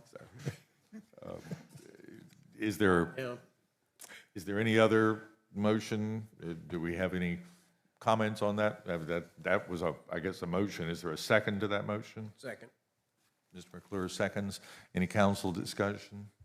I guess the only, or maybe, in the proposal that they sent us, did it speak to what all they gonna be doing and? I believe it did. And who all they worked with before in the past? I mean, I heard what they said, but sometimes what people say is different than what they put in writing. I don't know that the contract proposal was included in our packet. I didn't see it. I believe It's in the folder. the contract proposal, correct me if I'm wrong, was for $8,000 for this year and next year with a 30-day get-out clause. It was $8,000 and there is the 30-day out clause. I just can't recall what the contract is in the folder. It's in the folder. Okay. Okay. And Mayor, what's on the table is $2.4 billion of new money. 1.7 of that is non-recurring. And in the election year, we need to have a voice at the table. And the choice we have to make is a good voice. I think we had two great presentations. Excellent. So, council seems to be in favor of the Talon Group. Yep. Any other council discussion? Any discussion from the public? All those in favor of hiring the Talon Group as our firm to represent us in Columbia, please say aye. Aye. Any opposed? Motion carries. Thank you. Motion 26-26, Jennifer. Motion 2026-26 to appoint one member each to the Myrtle Beach Area Chamber of Commerce and the Visit Myrtle Beach Advisory Boards. Mayor, I would like to make a motion that Mike Louder serve on the Myrtle Beach Area Chamber of Commerce as ex officio, and that Jackie Hatley serve on the Visit Myrtle Beach Advisory Board. Second. I would note that these are one-year appointments, so we'll have to do this again in a year. This gives the city some insight into the discussions and thinking that occurs as the Myrtle Beach Area Chamber of Commerce Board and the Visit Myrtle Beach Advisory Boards meet. I believe Fox and I are now ex officio members of the Greater Visit Myrtle Beach Board, the Greater Myrtle Beach Area Chamber of Commerce Board. Ex officio means non-voting, and I believe the city attorney has indicated that that's not a conflict as long as we're not voting on things from the chamber's perspective. So. Any other discussion from council? Any discussion from the public? All those in favor, please say aye. Aye. Any opposed? Thank you. We have another item to talk about at the communications point regarding the chamber. Jennifer, motion 26-27. Motion 2026-27 to reappoint 4 members to the Chapin Library Board. Mayor, I would like to nominate for reappointment J.J. Fickenworth, Sandy Huddleston Edwards, and Mary Jeffcoat, and Samuel Bookhart. Second. Second. Motion from Debbie Connor, second from Mike Louder. Did Sue Hudgens not wish to be reappointed? That's correct. Yes. Okay, she did not. Great. I saw Sue the other day and didn't ask her that question. So, okay, we have 4 folks to appoint to the Library Advisory Board. Any other comments from council? Any comments from the public? All those in favor of those 4 appointments, please say aye. Aye. Any opposed? Thank you. The last motion, 26-28, on your screens.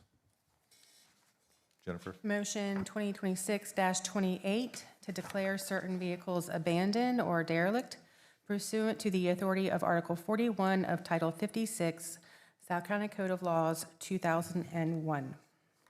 Thank you. Those vehicles have been tagged by staff. The period has run, more than the period has run. Is there anybody representing any of these vehicles here today? Is there a motion to declare them abandoned or derelict from City Council? So moved.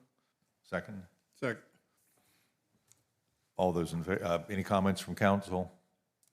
Any comments from the public? All those in favor, please say aye. Aye. Any opposed? Thank you. All right, communications from City Council and the City Manager. Did anybody else sign up for non-agenda items from the public? Okay. Is there anybody who desperately wishes to speak to us at this point? Apparently not. Great. Communications from City Council and the City Manager. Yes, one thing, Mr. Mayor, again, I'd like to thank the Coastal Carolina professor, Dr. Salvino, for coming and hoping he'll come back when we have adequate time to accommodate his breadth of knowledge on the state of national state and local economy. And the reason I asked and wanted him to come early was to give background to our financial planning group as they prepare the manager's budget, in that this is an unusual economy we're in now. The top 20% are doing very well in our country, but our customer base may not be doing so well with full credit cards and government money gone from COVID. So we need to be very cautious, as we always are when we prepare this budget.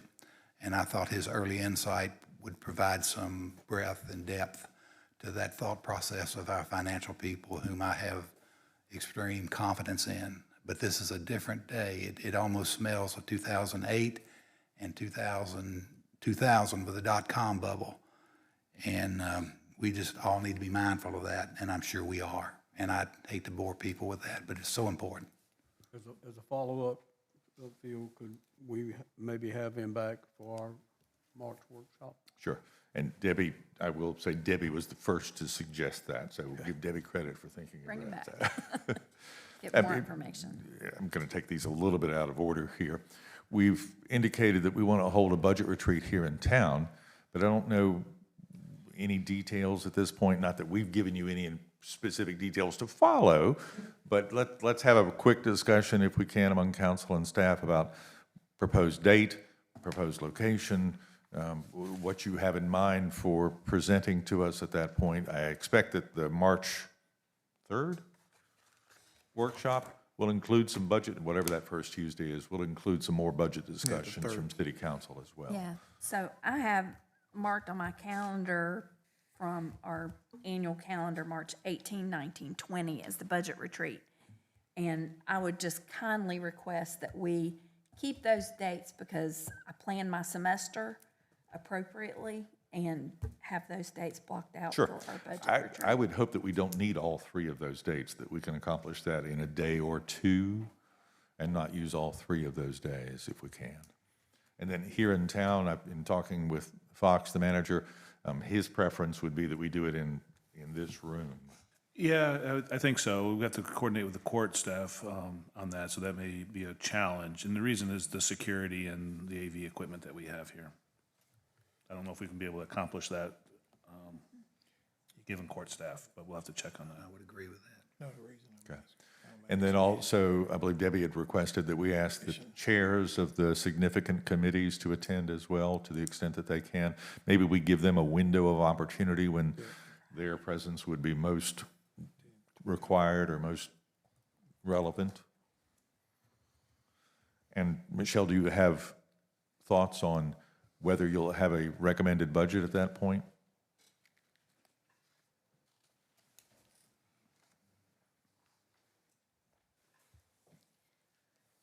My thought is that I probably can. It is a lot like Dr. Render was saying. We're so uncertain with these revenues this year, and it is important with all of the requests and all of the things that you guys want us to put in this budget, that we get as much information this year as we can to build upon, not just the hospitality fee and the accommodations tax TDF, but our business license, as it only doesn't come in until April. Right. So we will certainly put something together.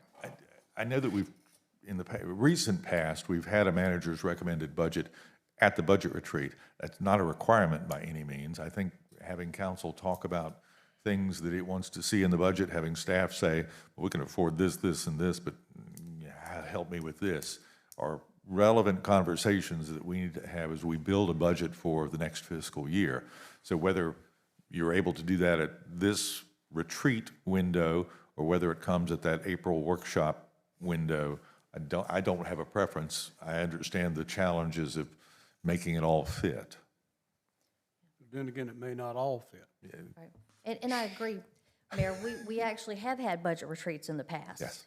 That we did not come immediately with the balanced budget. So that's not anything that's set in stone that has to happen at that retreat. Council thoughts?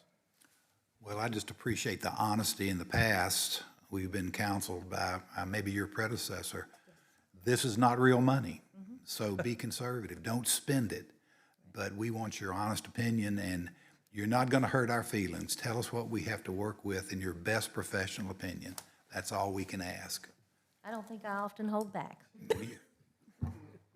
as my colleagues will attest.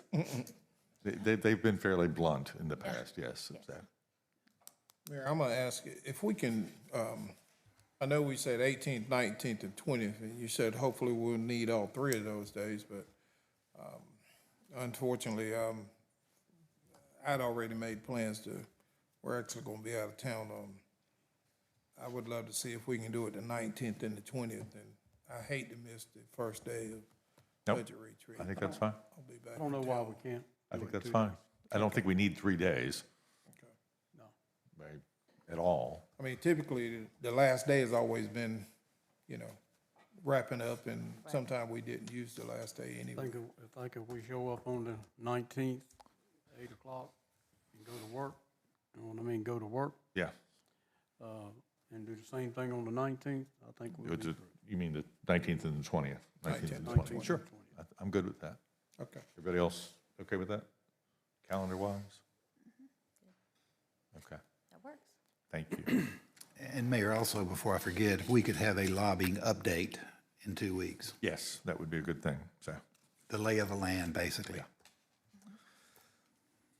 Tourism Development Fee Team Dialogue Appointment. The Myrtle Beach Area Chamber of Commerce is aware that we need to talk about the tourism development fee, preferably in this fiscal year so that it doesn't affect next fiscal year. It's not the end of the world if it doesn't, but it is a significant limitation on the available funds that the city will have. In the current fiscal year, the city spent all of its 20% on the property tax credit, plus another roughly 1.2 million. If we heard Michelle correctly at the workshop last week, she's anticipating an additional 1.6 or 1.6 million. So 1.2 and 1.6 is $3.8 million that the city would have to kick in to keep the property tax credit at the same level. If we can, as we've discussed with the chamber staff and board over the last several months, revisit the allocation, the 80%, 20% that's in state law so that it works better for the community, that would be a good thing. The Chamber of Commerce, Matt Pivarnik, has offered to convene a talking group of Chamber of Commerce members, along with their staff and our staff, myself and 1 or 2 members of City Council. Tentative date, I think, don't hold me to this, was that first week of March. I think it was March 4th, maybe. Mr. Mayor, I would Go ahead. recommend that we appoint Ms. Debbie Connor from that. I think Bill also has an interest in serving, and having 2 people I do. do that I think 2 would is be fine. sufficient. Were you willing to do that? Yes. Anybody else want to volunteer and spend time talking about the TDF when you don't have to? Recommend Bill and Debbie. All right. And This Mayor, isn't a formal appointment, so. and Mayor, we also need updates on H 5003, the budget that's in committee, I assume now, but we need to know where it is, what is the gut work of that item in the legislature, because that is the beginning of governing all. And I'm not sure anybody knows. Okay. But we need to be well kept informed of that before we can make any other decisions. So Bill and Debbie will join me on that informal working group that the chamber has put together. Ocean View Memorial Foundation appointment. I believe we had somebody who expressed interest. Jennifer? Yes.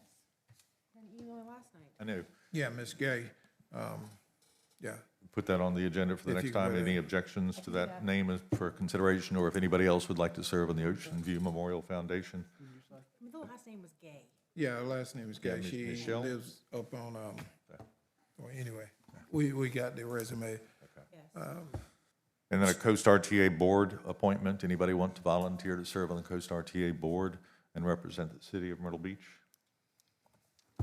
Don't all speak at once. Does it have to be a council member? No, they Okay. don't want a I council member. think we need They to- do not want a council member. They Yeah. want a member of Advertise, the public. yeah. So we'll continue to advertise that position. Council, other discussion items, or staff, other discussion items? Here, I got one. I'm sorry. I've got a bunch, so I'm going to let y'all go first.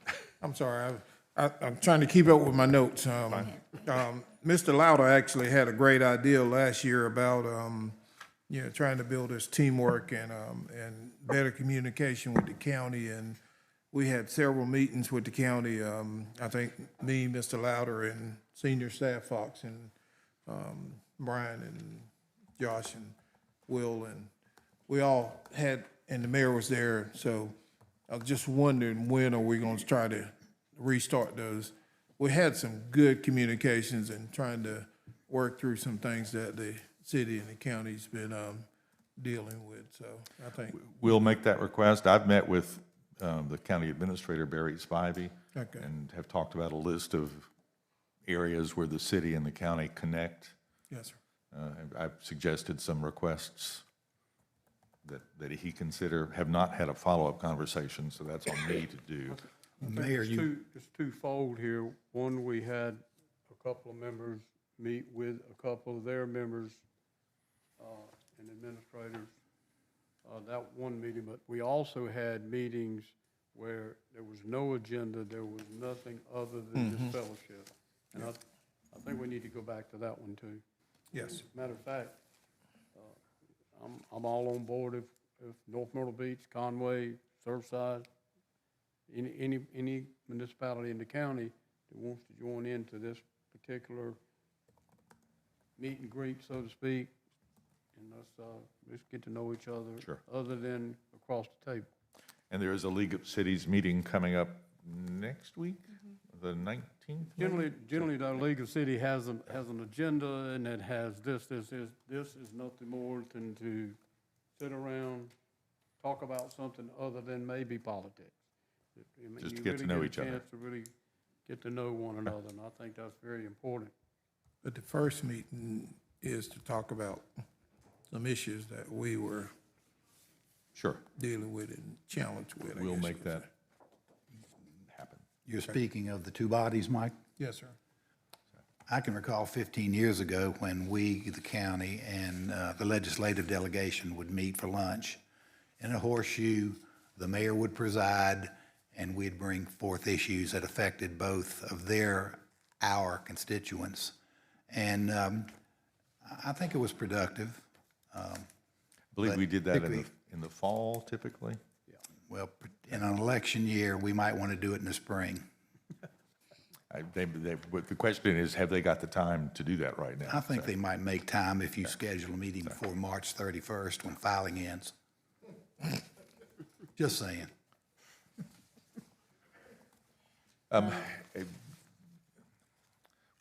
That obviously wasn't a formal get-together. It was more casual. It wasn't the creation of a city-county committee by any means. It was a conversation between a couple of them and a couple of us. We'll make that happen. I want to say, I was really impressed. The Visit Myrtle Beach is hosting the Governor's Conference here. And they have about 350 attendees representing DMOs from across the state, direct marketing organizations from across the state. Last evening, they had a reception event at Riptides, and all 350 folks showed up and had a great time. It was great to see all of those people enjoying and having fun on Ocean Boulevard. It was. So Had it was had a nice great time. event. So they had a good time. I spoke and welcomed them at 1 o'clock yesterday afternoon at the Myrtle Beach Convention Center. It's great. So Dwayne Parrish is here, sort of leading that SCPRT conference. And I believe the governor was in town last night. I did not see him, but apparently the governor was around last night. And I would like to make a motion for an executive session. We're not done yet. We're not done yet? Sorry. Okay.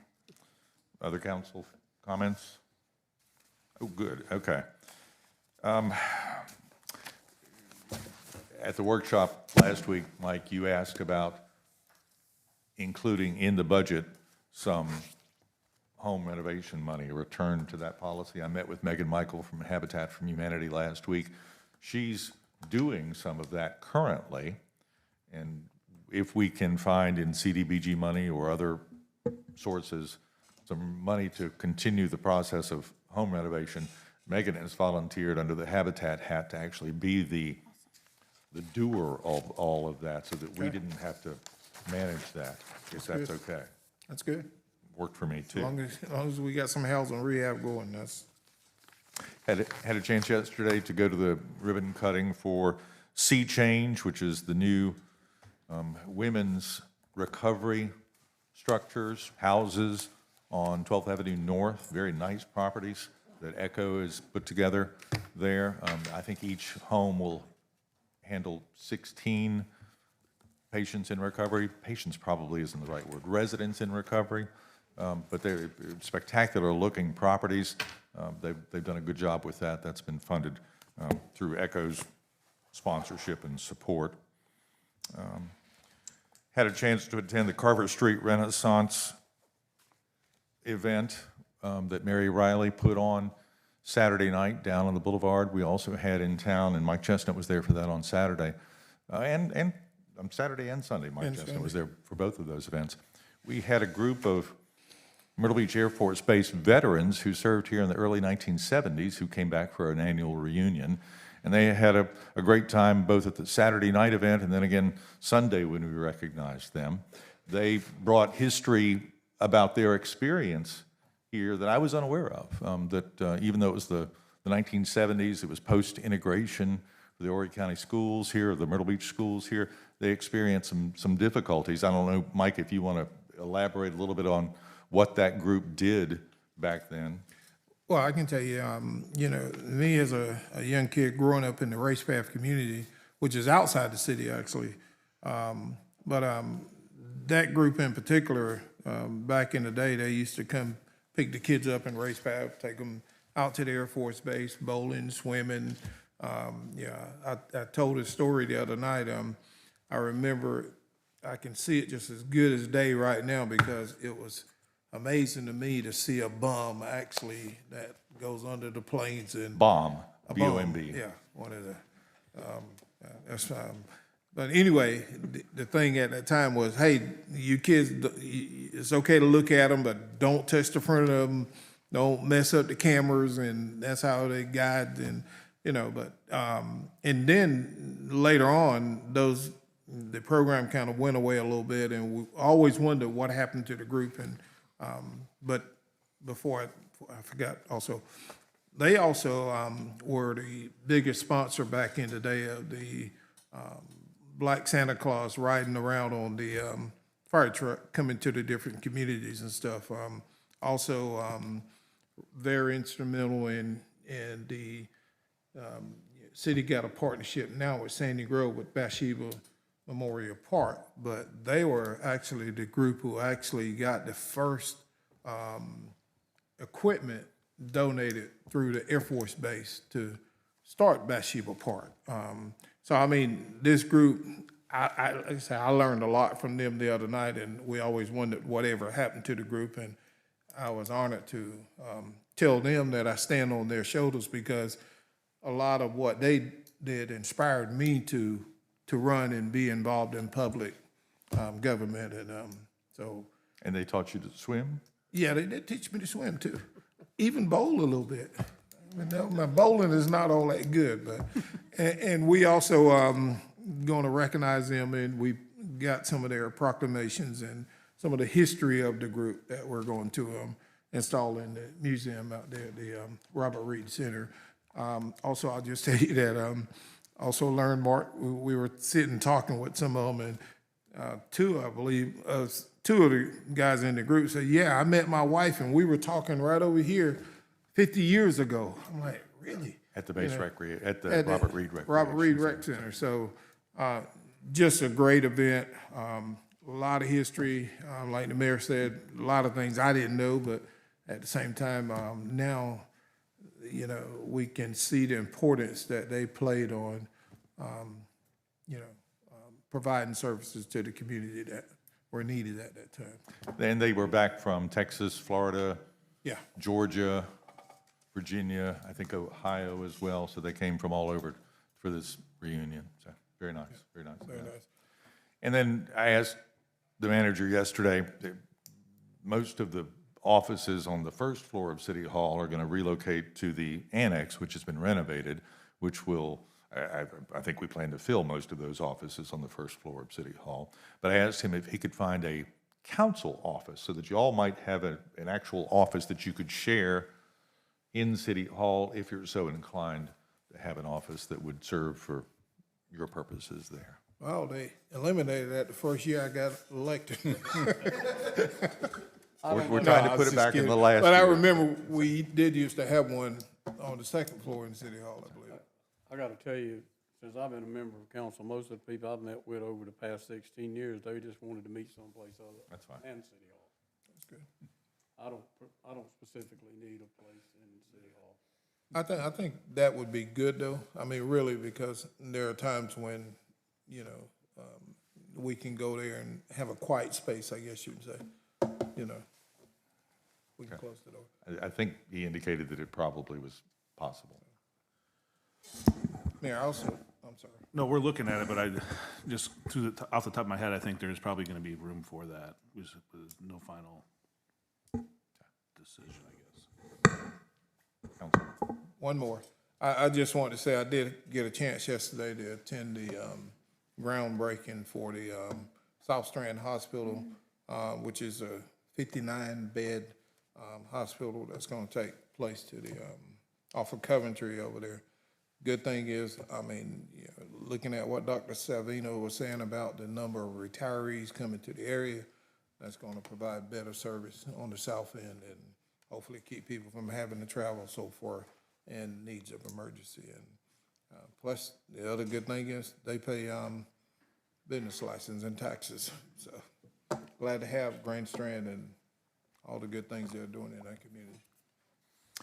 Again, thank you for being here today. If there's nothing else from council, Debbie, you have a motion? Yes, I have a motion for an executive session regarding attorney-client privileged memo that was sent to council. And I'd like to request for legal counsel, Amy and Will, and our city manager to attend. Second. Does it also include Mrs. Newshafer? Yes. We have a motion and a second.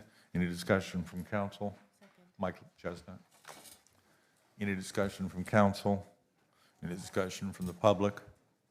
All those in favor of the executive session, please say aye. Aye. We'll take a 5-minute break before we start so that we can clear the room. Thank you. Well, we're an hour ahead.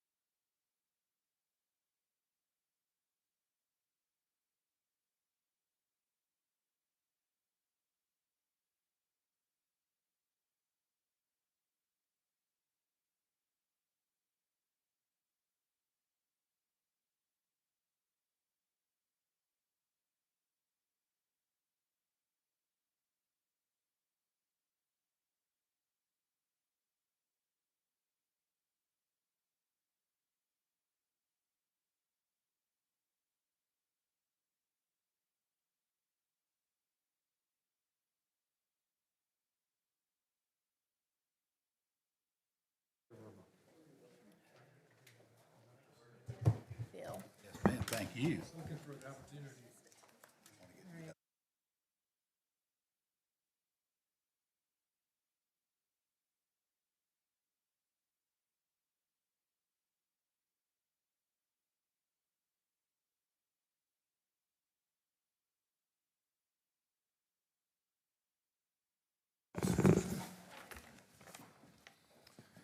City Council met in executive session. Is there a motion to come out of executive session? So moved. Councilman Louder, Councilman McClure. All those in favor of ending the executive session, please say aye. Aye. We met in executive session. No action was taken. No votes were taken. Is there a motion to adjourn? So moved. All in favor, say aye. Aye. Aye. Meeting adjourned. Thank you all, one and all. Thank you. Fox, next time.